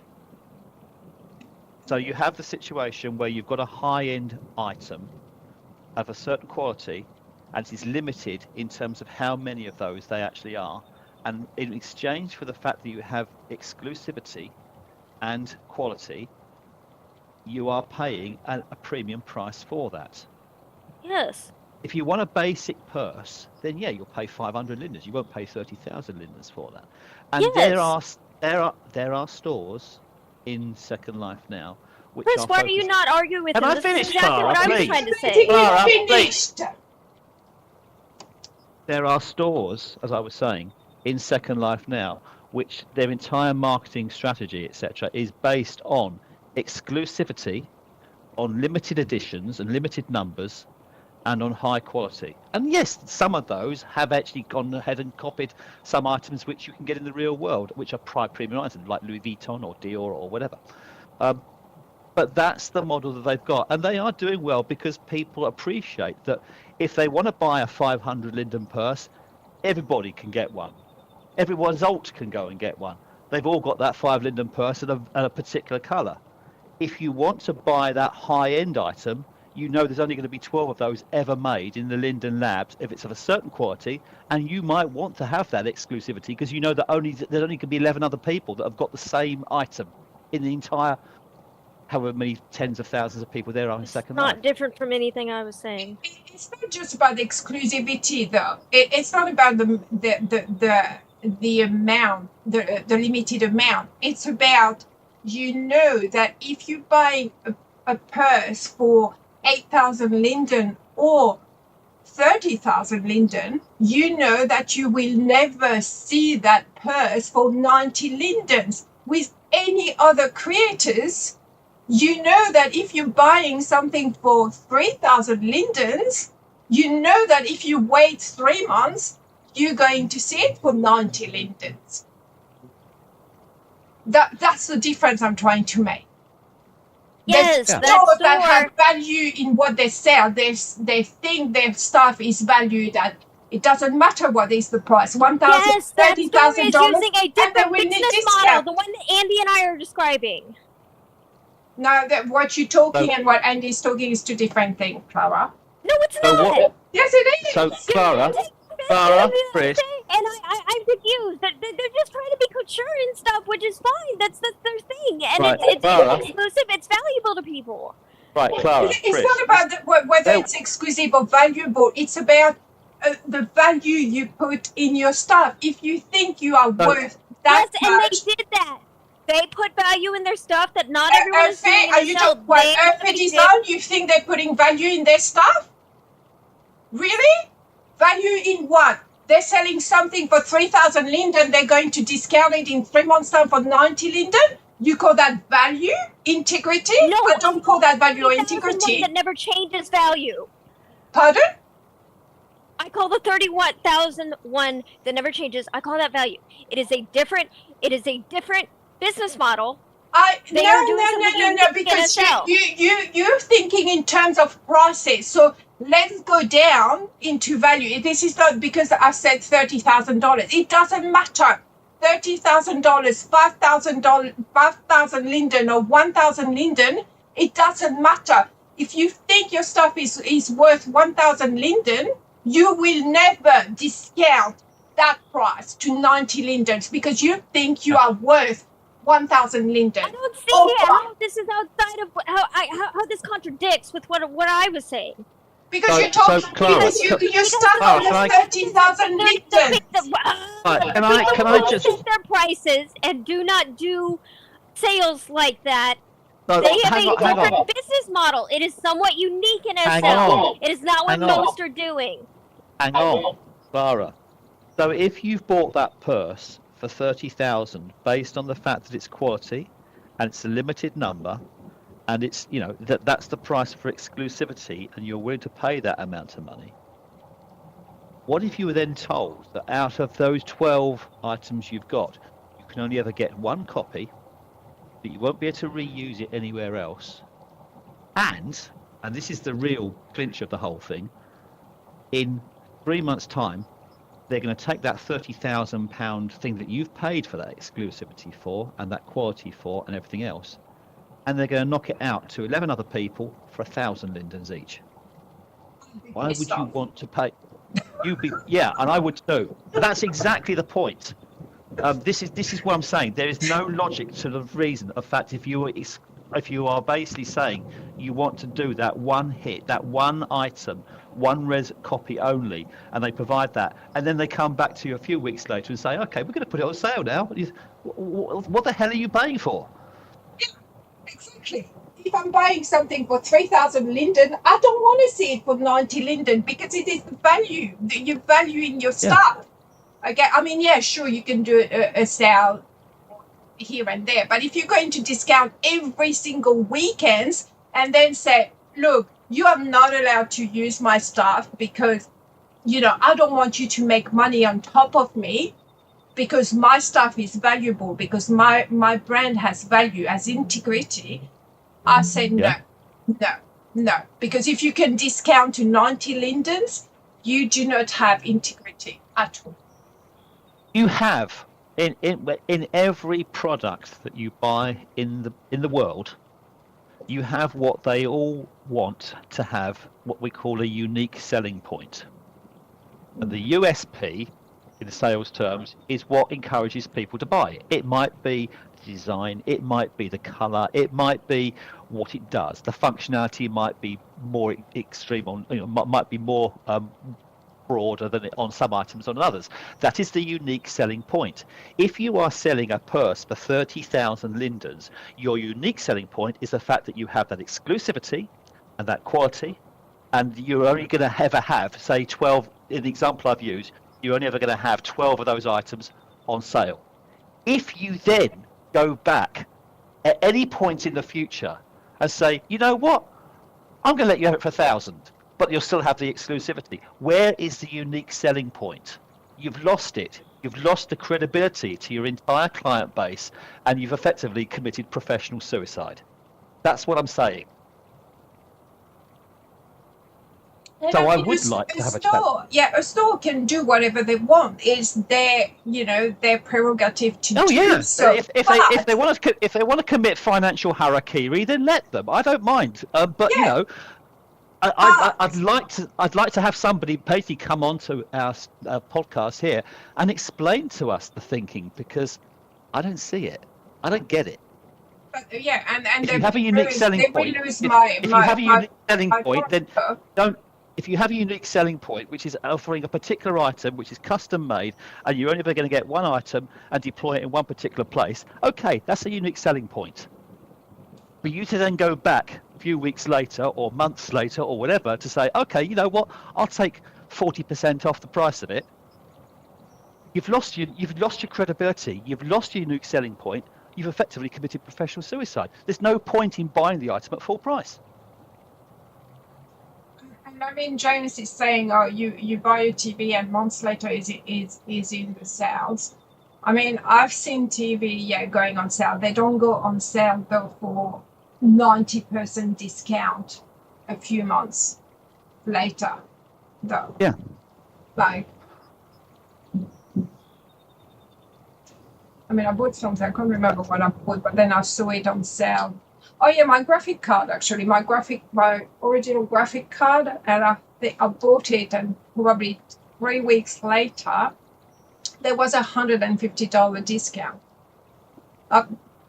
We know that happens. If we want to buy a graphics card, okay, let's assume you want to buy it, because I've been potentially looking at getting something on my computer here right now, and I've been looking at graphics cards. I'm looking at Nvidia because I've got an older one. It's about 3 years old, 2.5 years old. And I like to get one of the latest ones in there because they are in quite short supply. But guess what? Nvidia right now have a 40% sale price on all their graphics cards. Discounts. So now is a bloody good time to go out and buy that Nvidia 5060 or 5090 or whatever you want to, GTX or whatever you want to try and do as part of that, as opposed to putting up with your, 1090 GTX card that you've currently got. Because now, if you want to do that, you can do that. Now, if I'd have gone back just before Christmas, I'd have had to pay 40% more. And that's the way the market Yeah, but if you buy it today, yes, it's 40%, but in 6 months' time anyway, it's going to be cheaper because they will have another one out. There's always discount going. It's always going to be cheaper in the future. Yeah. But there's still a difference with having a full price and then discounting every weekend for 90 lindens. It's not the same. Not the same. Yeah, but that's the situation where you have these January sales, and actually what we often find from a technology perspective is they do a lot of item refreshes roughly around October, November time, so they can sell that graphics card over the Black Friday and over Christmas and January sales. They can sell it at a cheaper price to clear out the old obsolete stock because they've got the new stuff coming in behind it, which is newer, updated, better. And that stuff you'll pay more for. Yeah, their latest graphic card is $15,000. Yeah. So I can't wait for them to discount that one. Well, yeah. Give it 6 months, and you probably will get it at quite a substantial discount. Yeah, even $14,000, even if they discount that one, it still will be a very expensive one. Yeah. I'm sitting here looking at Zia. She's talking in terms of expected to increase GPU prices in early 2026 because she's talked in terms of the RTX 5090. I've been looking at RTX 5090s myself. I can pick one up for 700 quid, which is the equivalent of just under $1,000 right now. And that was before they discounted them by 40%. So, this is the price I can get them for in the UK, and I can give you links. I don't know unfortunately, if the retailer will send them overseas. So, well, there we are. Yeah, I think the shipping. But a pound is worth more than $1. Yeah. That's just the way it goes. We've had an interesting conversation. It's got quite heated, hasn't it? I agree with James. Like, I bought that thing from Earthy at 3,000 Linden because I wanted it now. I know it's going to be discounted, but I wanted it now, so I bought it. I'm going to be, I'll roll my eyes when I see it, on sale. But yeah, same thing. I can't wait. Except for a few stores that I refuse to buy full price, but there are very few people in Second Life, creators, that have stores and that actually know anything about fundamentals of marketing and sales. Let's be completely frank. They might think they do. They might think they have experience because the experience they have is built in the second. They're just doing what everyone else is doing. They're doing basically what they see people doing in the United States, if they are United States-based people, or they try and do what they're doing in the marketplace. But they're not actually. They're approaching this whole thing with like a spit and sawdust. Lick a finger and hold it in the air and think, I'll sell it for that because other people are selling it for the whole thing. Oh, we'll do a discount in 3 weeks because everybody else is doing a discount in 3 weeks, and if we don't do that, we'll lose the money. They don't think about the plan. They don't think about the unique selling point. They don't think about the value of their actual item, the amount of money it costs them to produce that, and obviously then what happens and who retains the ownership of that as time moves forward. Earthy's tried to tackle it. The people that are charging premium prices, say 30,000 lindens for a purse, they've tried to tackle it. They appreciate there is more to life than just discounting to generate sales. They have realised that there is a thing called a unique selling point, and they are charging for it. And that's why they are selling items at 30,000 lindens, and they are selling them. Because if everybody played by the same rules, it would only be the people selling the cheaper stuff that would make sales. That's it.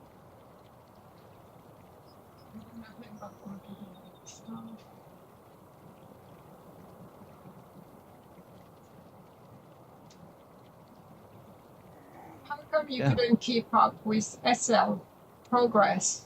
What do you mean by that?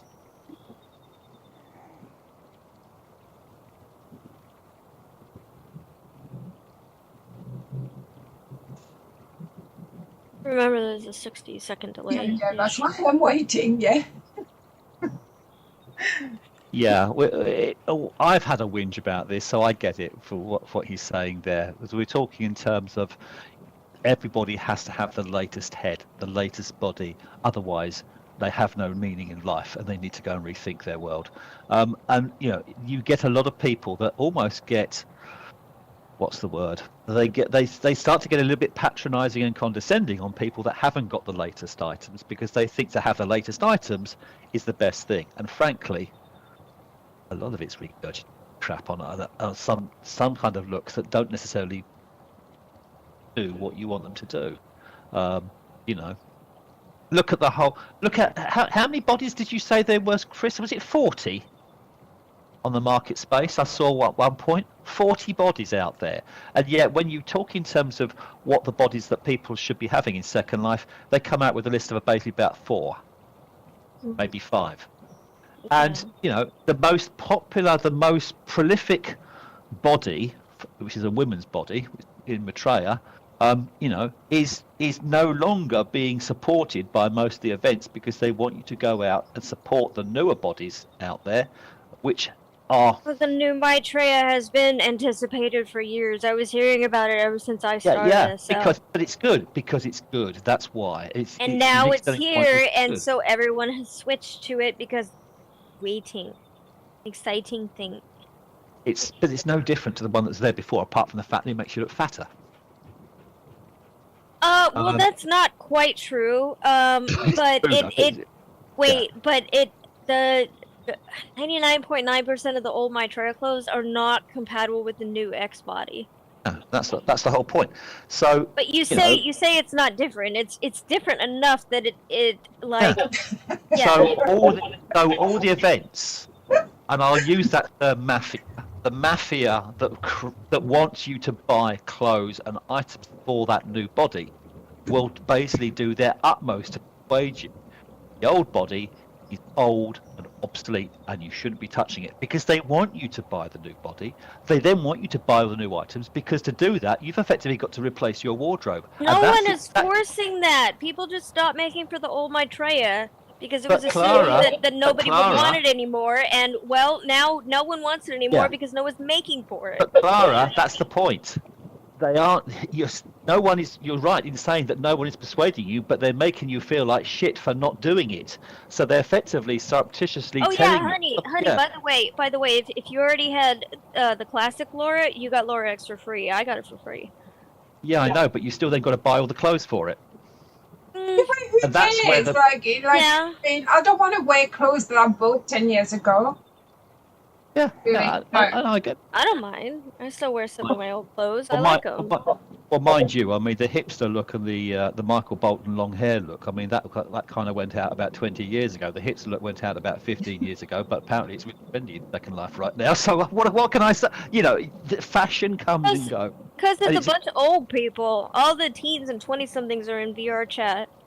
Yeah, I know. I don't know. No, they're not all in VR chat, because a bunch of Well, it's a generalized statement. Yeah, well, this is the point, though.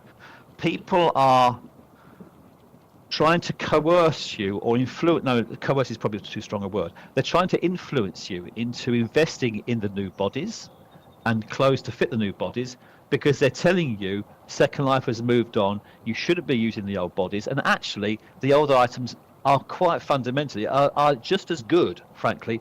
Where the reason they're trying to tell you to buy the new stuff is because they want you to buy it, because you're spending money, and who gets the money? They do. They're gonna tell you whatever they can to try and get you to invest more in it. They're going to have whole teams of support staff on some of the larger brands to have a big buzz in terms of the latest item and how wonderful it is, and you've got to buy it because it's new and everything else. And I see it on some of these stores when something new comes out, and you have like half a dozen people all creating a buzz and a hype within the whole group that attaches that store by, this is the latest item, you must buy it, you must buy it, you must buy it. When we talk to people about the number of heads they've got, the number of bodies they've got, you know, the amount of clothes that they have. And but they're not doing that because they are told. There's hundreds of thousands of items attached to those things. They're not doing that because they're told that they must. And they're spending money every time. They're buying the money every time. They're not doing it because they are told that they must. They are doing it because they find it fun. Which is the whole point of this out there. No one is. Yeah, a lot of people just buy bodies. Yes, there's marketing. There's marketing, but it's not 1950. Like, we know that everyone knows that they're being marketed to. People buy things and they do like 4 different heads and like 30 different bodies because they find it fun. Yeah. Not because someone is telling them that they must do it. Really? Yeah. Yes. There's 40 bodies out there. You mean to tell me that someone wants to have all 40? I mean, it's like collecting stamps, isn't it, really? But you're just collecting bodies. Yeah, there's... You can only use one at a time. Zia, how many bodies do you have? 4. And like 40 heads. It's fun for some people. 40! I swear, that is crazy. I swear, there's probably a tribe.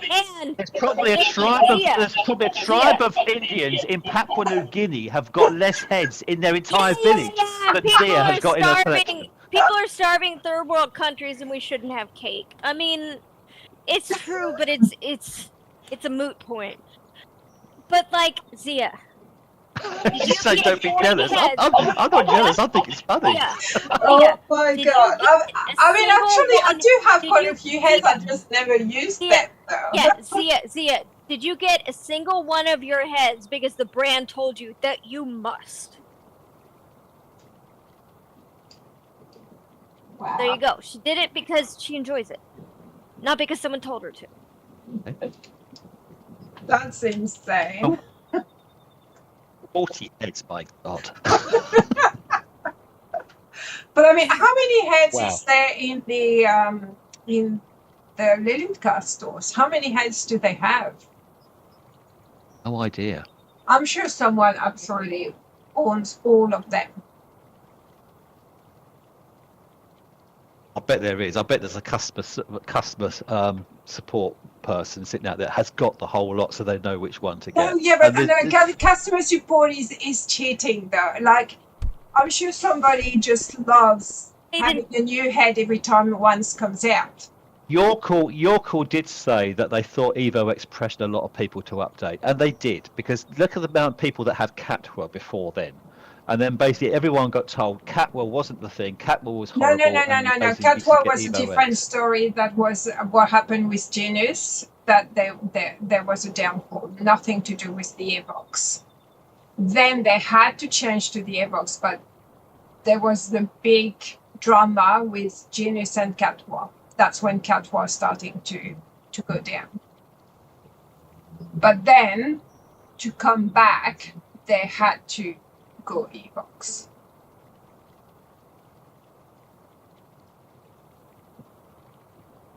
Right. You asked the question, how many have they got in there, and I just plunged it into Copilot. And what Copilot has said to me, there are around 20 to 25 active EvoX heads, which include female, male, occasional unisex releases, and then seasonal free but gift that's not heads. all of Leluca's heads. Hang Leluca on. also makes. Hang on. It says the older Evo and Classic heads have mostly been retired or are no longer promoted. Doesn't mean to say they've gone, but they're there as well.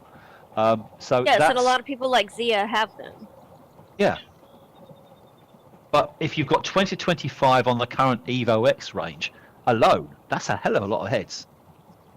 But Zia's only got half of. Zena's only got half of. If she's got all of the Evo X heads, she's only got less than half of the whole thing, because she's got 40 odd. So at least 20 of her heads must be from other ranges or maybe from other brands. Assuming that she hasn't. Assuming that she's got them. Assuming that she's got all the Leluca heads. You never know. Maybe she hasn't. Didn't it? I think I don't know. It feels like they've got at least 100 heads in the store. They probably have. Because she says the 53. There we go. Oh, only 53 heads. Okay. Only 53. I don't know. It feels like. Have you ever been to the Lilithka store? It feels like there's hundreds of them. Like it's massive. Yeah. Denise, welcome. I'm going to just jump in quickly. Happy New Year. It's good to see you. Hey, Happy New Year to y'all too. Happy New Year! Woohoo! 53. So 53 heads. Wow. And you've got Zia, you're 13 short. You need to really get some more. Yeah, Zia. I don't know what you got. I don't know what you're going to do with them, but you're 13 short.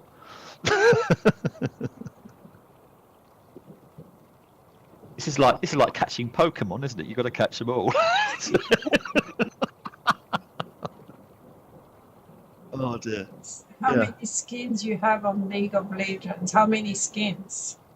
Oh my God! Can you imagine it? Collect all the skins out. Then you get some guy that goes out and just gets a texture and puts a swipe across it with like a virtual sort of airbrush to put a bit more definition into a couple of muscles, and knocks that one out. It's pretty similar to the other stuff, and then everybody else has got to go and buy that. There's another one. There's probably a whole load of those out in the marketplace, or in the Second Life market anyway. They're probably knocking them out of events to start with, and they're knocking it out everywhere else afterwards. It's just crazy.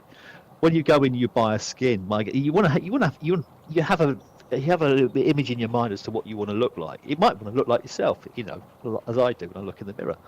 And you're thinking, okay, so when I look in the mirror and I see this thing, how do I put that look together? You are never going to know how many stores out there, and every so often you're going to find a store that gives you that look, which is closer to what you're trying to achieve than the one that you've already got. So you keep getting more skins, you keep refining it, and then bugging me if the store that does the head brings out a whole new head, and you've got to start all over again. It's a never-ending thing, isn't it? Let's be honest.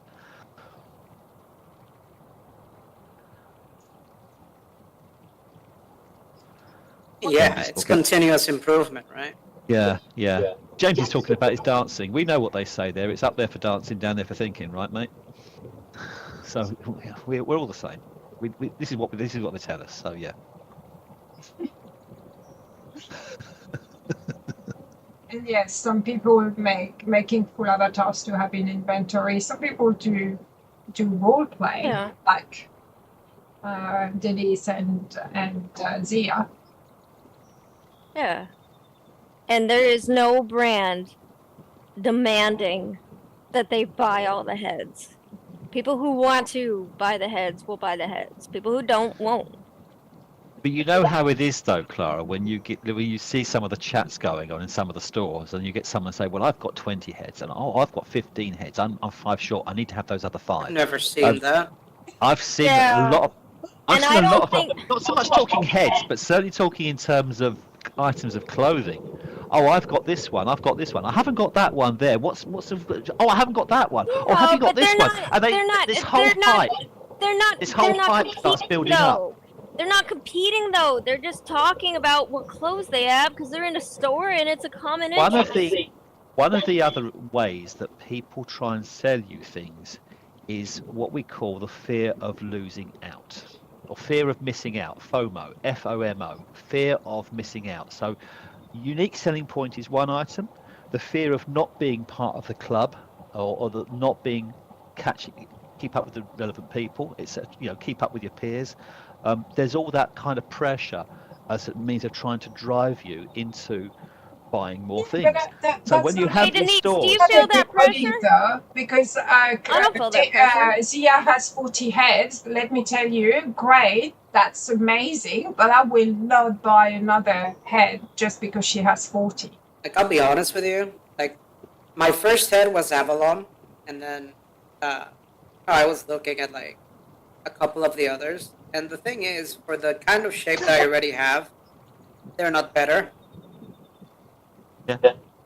So it's like, they gave away the 2 heads now for Christmas, so now I have 3, and then they had what was it? Talon on discount for the Asia Pop thing, so I went and got that too. So now I have 4 heads. yeah, I have one. One's enough for me. I can only talk out of that from. Yeah, how many skins do what's y'all that? have? I have 2. One's for Halloween.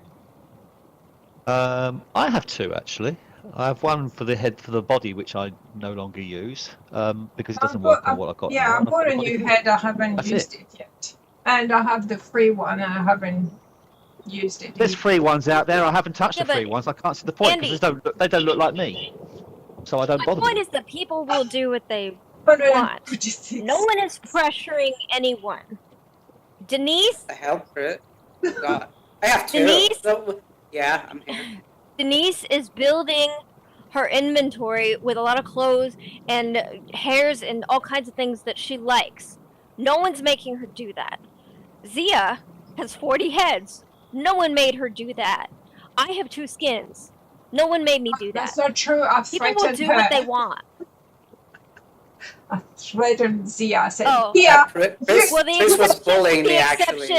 the exception is when Chris bullies what did you. I do?" Pris was bullying me when I told her I only had like 20,000 items. She's like, those are rookie numbers. You need to up those numbers.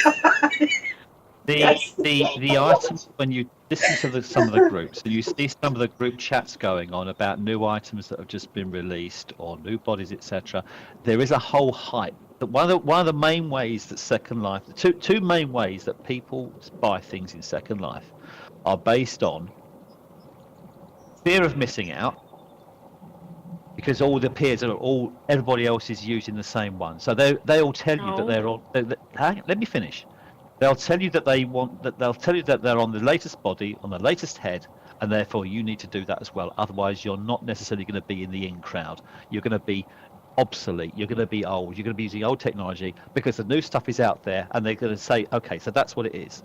No one is The other way- pressuring anyone to do that. Let They're me just finish. pressuring them not to let like me be finish, a please. starting avatar. Let me finish, please.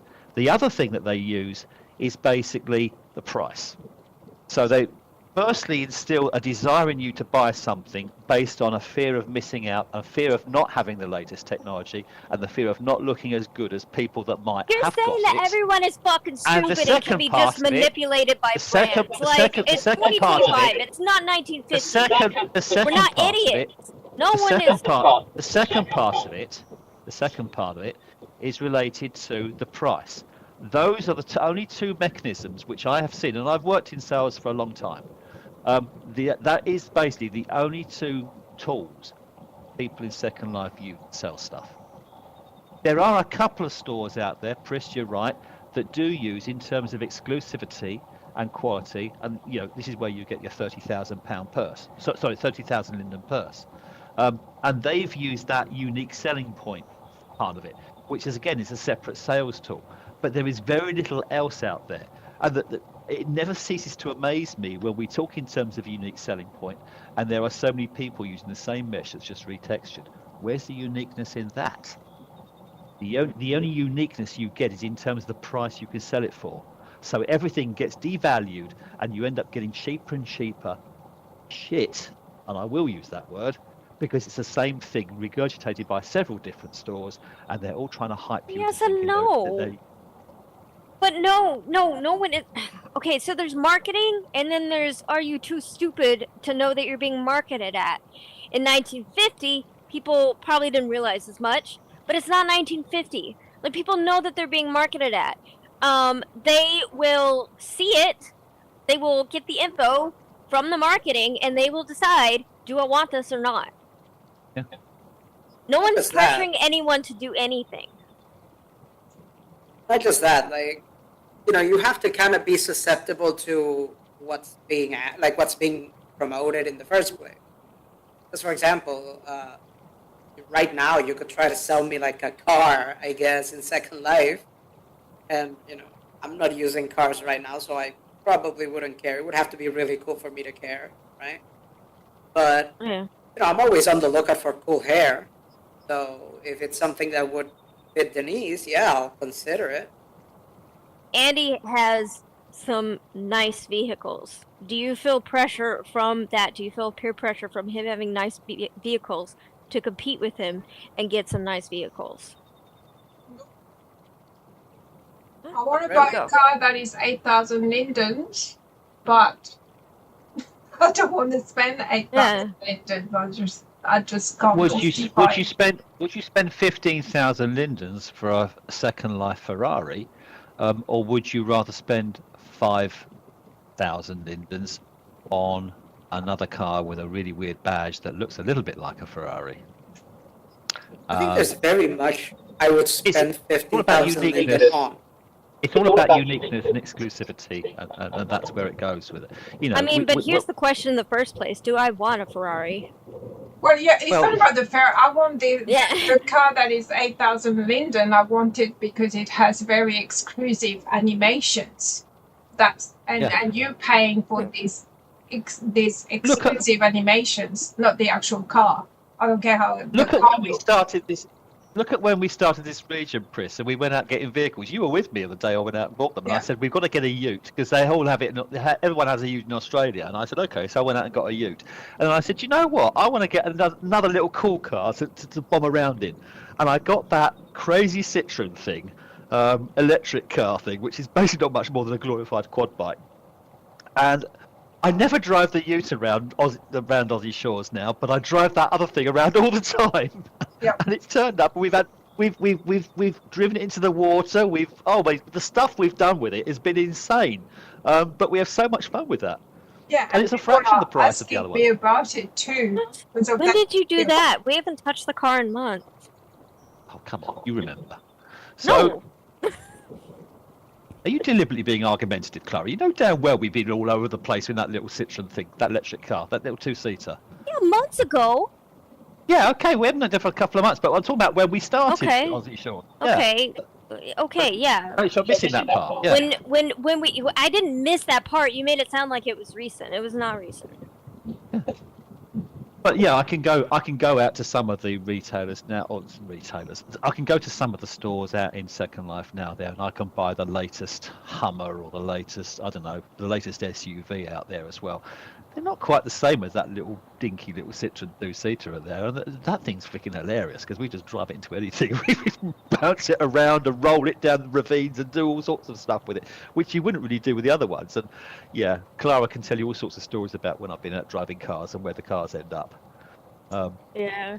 I can't We had a lot of fun at a certain dinosaur park sim. Oh yeah, Jurassic Park. I'm going to mention this. But it was like Cretaceous Park or whatever. Well, it doesn't matter what it was called. It was a Second Life take on Jurassic Park, and they had the SUVs out there.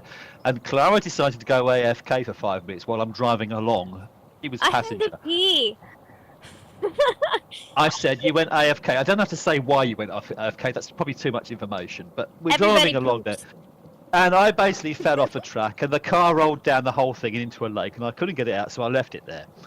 I end up logging out. Clara comes back to find herself upside down in an SUV in the middle of a lake. She said, "How the hell did I end up here?"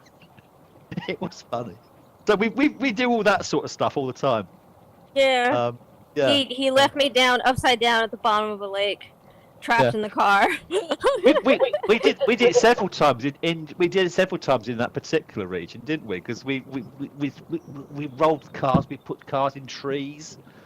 I managed to sort of drive it off the side of a cliff and land it in the top of a tree. It started. I think the owner was probably sitting somewhere across the region, just watching us, and I like to think they were sitting there laughing their heads off, as to seeing what is this idiot going to do with this car next. But that's kind of what we do with the little Citroen two-seater that we've got. The Pris knows that was around when I got it. She said, "What is this? What is this thing? This is kind of cool." I said, "Well, yeah." And we've had so much fun with that thing. We've driven it absolutely everywhere, with Pris around or not. It's a lot of fun. But yeah, we do that. We've had our fun things as well with boats. Funny enough, in the same region, because there's the. My experience in parking boats and having boats moored to a jetty is getting somewhat legendary now. The boat never stays moored to the jetty. It has a habit of sinking or rolling over or doing something while it's moored there. I thought you finally got it to stay put. Yeah, I had to turn something off to make it do that. I can't rock anymore like it used to. If I make it rock, then the thing's going to roll over. We haven't solved that mystery. Yeah, I still don't understand. Yeah. It's hilarious. It's just one of those things. We don't have it on the big boat that we use, the one that we cruise around Second Life on. I mean, that's still moored out in the bay, isn't it? In Aussie Shores there, and that's still, funny enough. I was out there earlier on when I came to see you guys. So, yeah, that's still out there. But we don't have any problems with that thing rolling over. Mind you, it's big, isn't it? You shouldn't do really. Yeah. There's a brand out there. I can't remember. I think it's 777. Funny enough, Denise. And I think it's. They're selling the new Porsche. Yeah, that little electric car is from 777. Yeah. There's another. No, it's not 77. Where is it from? Yeah, there's this place where a lot Surplus of Motors, and it's got the new Porsche. It's got the new Porsche. It is a direct copy. What's it called again? Life of Porsche on there. It's a fantastic thing. I think it's from Surplus Motors. Because I've got the thing. I got it in an event, funny enough, and it was so damn cheap. I looked at this thing, and I thought, do you guys realise the value of this thing? Because it is probably the best Porsche you could drive at the performance level. Okay, the Second Life version probably drives no differently to any other vehicle in the Second Life, but the actual detailing on it and everything was exquisite. And I just thought, why the hell are you knocking that thing? It was about 1,500 linders or something, I think it was. It was ridiculous. I thought, why are you doing it for that much? Well, so I grabbed one. Oh. That was amazing. So we did that. It's an RS3, I think it was Porsche 911 or 963. Oh, cool. Yeah, the one that I got from 777, I think it's like a box. It's pretty cool. Like, I like it. People say it's slop or whatever, but for my purposes, it works. I was looking at one from this store. I forget what it's called. I think it's like Pro Street Cars or something. Because they make like all of the cop cars and stuff. Yeah. I mean, I had a bit of a dream at one point thinking, do you know what? I'd quite like to go and get a Second Life version of the car I actually drive in reality. Because it's not a bad car. It's kind of like that quality. Zia has an elephant. And they don't do it. And now it's taken so long that actually the car that I've got now is now being replaced by a newer version. So it's probably never going to happen now. But that would be nice. But again, what the hell have we got an elephant in here for? We're in the middle of a snowy area, for goodness sake. This isn't Hannibal crossing the Alps, is it? She is showing you one of the things that no one made her buy, that she wanted to buy. Why on earth did you buy an elephant, Zia? Why? They're fun. Why? Oh, it was free, even better. The elephant. Oh, it's free. I have a rather masochistic. This is a little. Maybe Zia, someone why can give you me a hand. lie? Maybe someone give me a hand on this. I have a rather masochistic desire to dress up like Big Bird in Sesame Street. I know that in olden times there was a costume. And When I was I would love to have it. I could wheel it out in parties. It would be hysterical. But I've not found it anywhere. I know. I did see someone had one once, but I've not found it anywhere. And it's just one of those things. Because I've got some really weird costumes of animals and things like that, and cartoon characters and things like that. I'll just have this desire to look a bit like Big Bird out of Sesame Street. Just don't go there as to question my sanity. It's just something I'd quite like to try and do. Don't know where to find it, but it's there.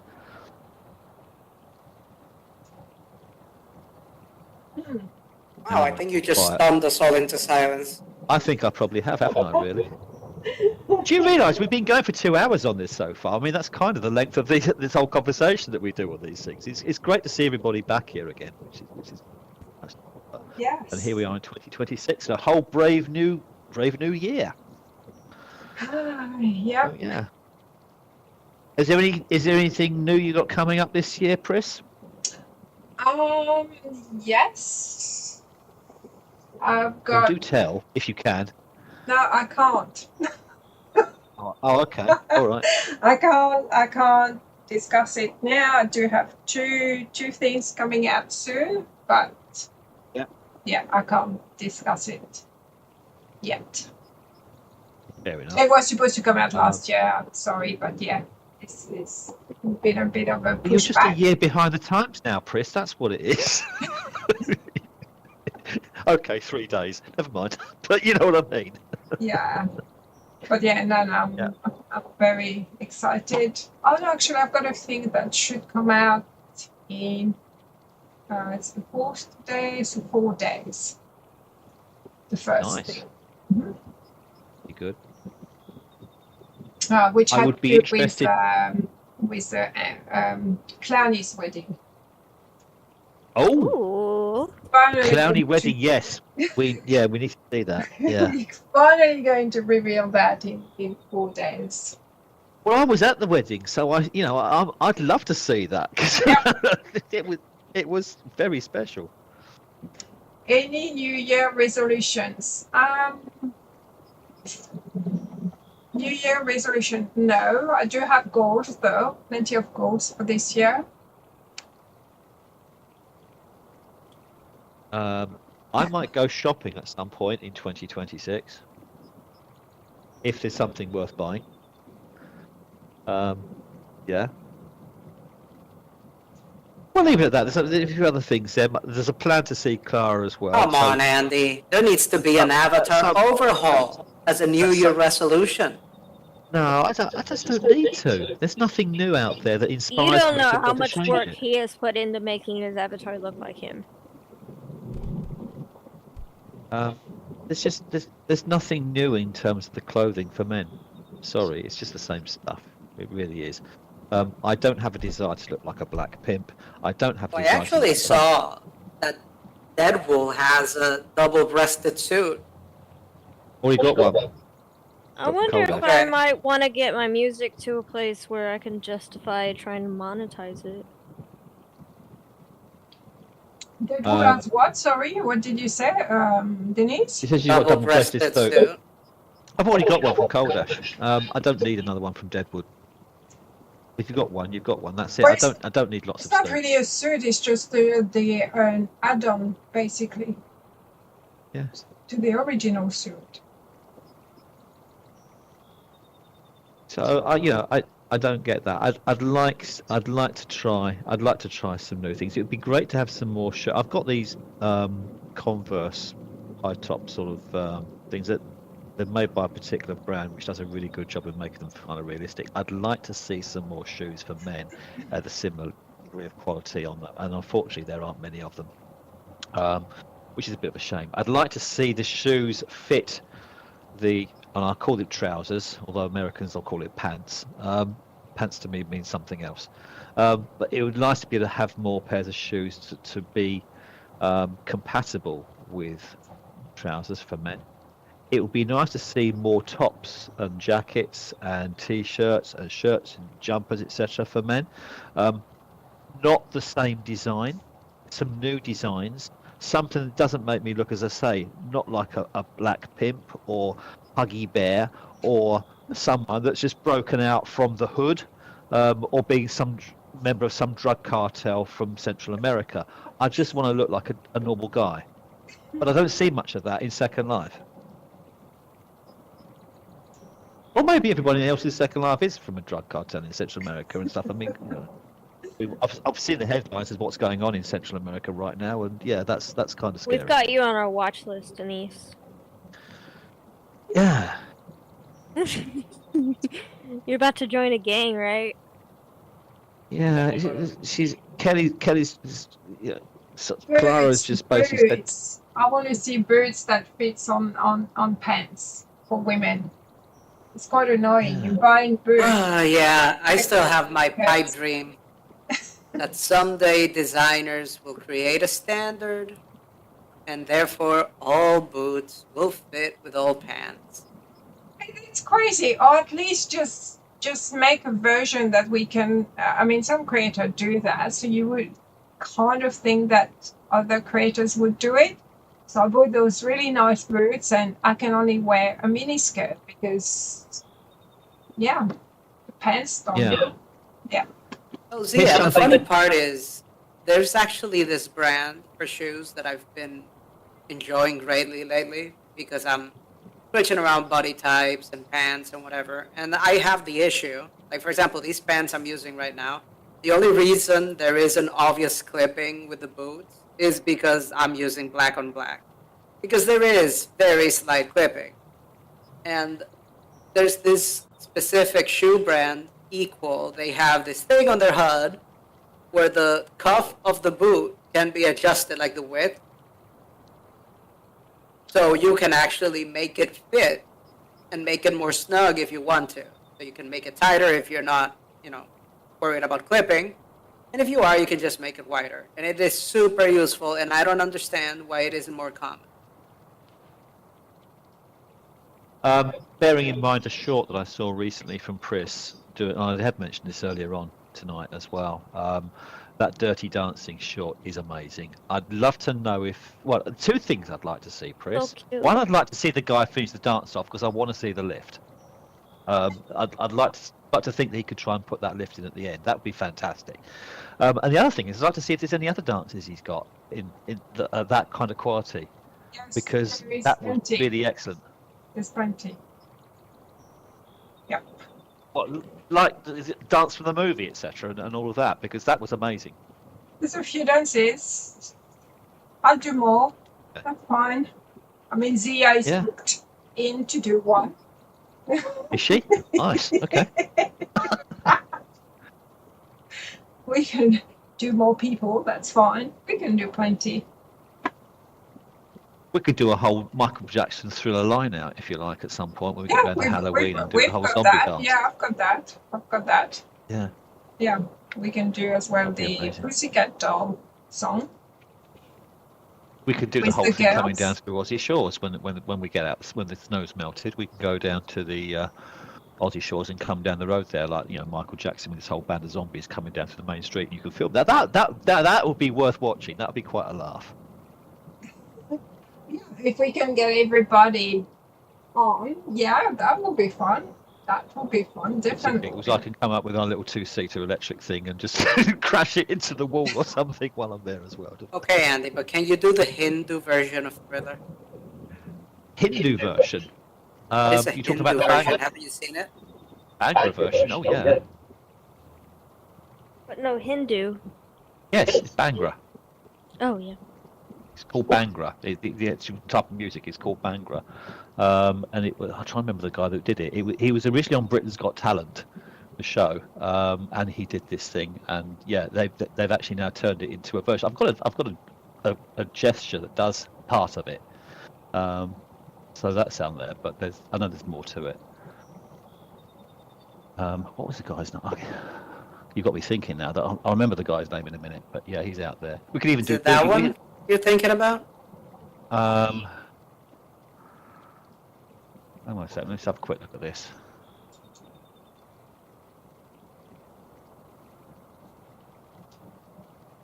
Adverts. No idea what they're talking about.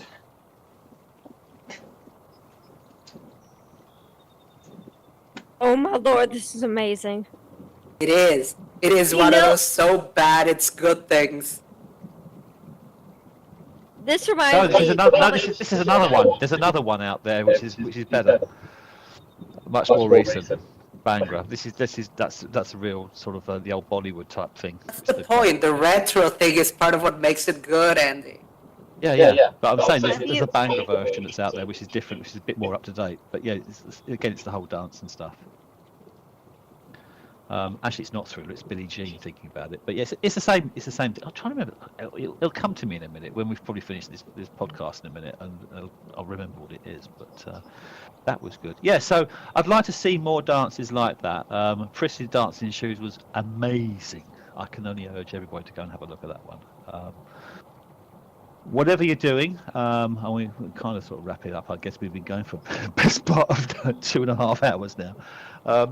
I hope everyone has a safe, has a profitable, has a wonderful, happy new.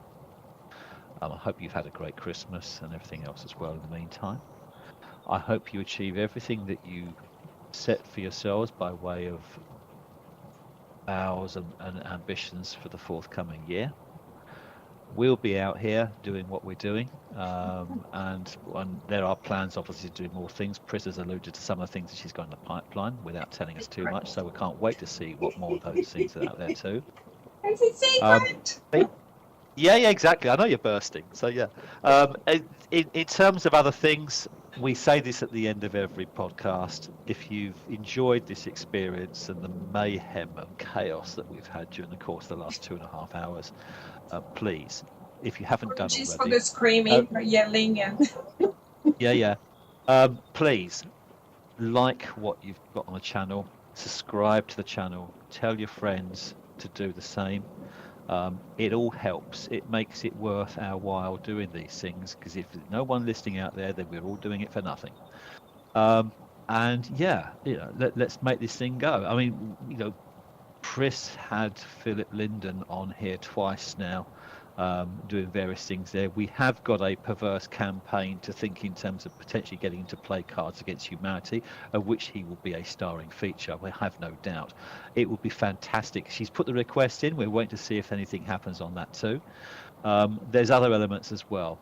We're just basically keeping a neutral stance on stuff and trying to do things, and trying to give people an independent bystander's view on what makes Second Life tick. We're not trying to make it personal to us. We're not trying to make it biased towards any particular store or any particular enterprise.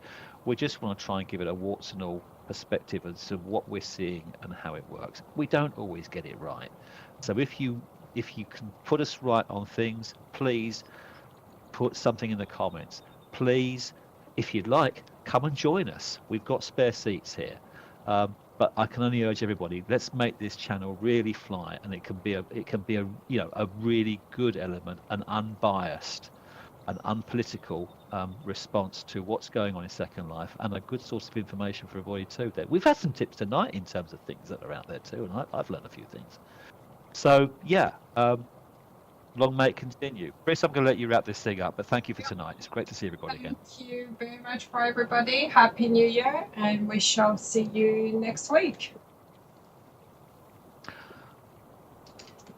Bye for now. Yep. Night, everybody.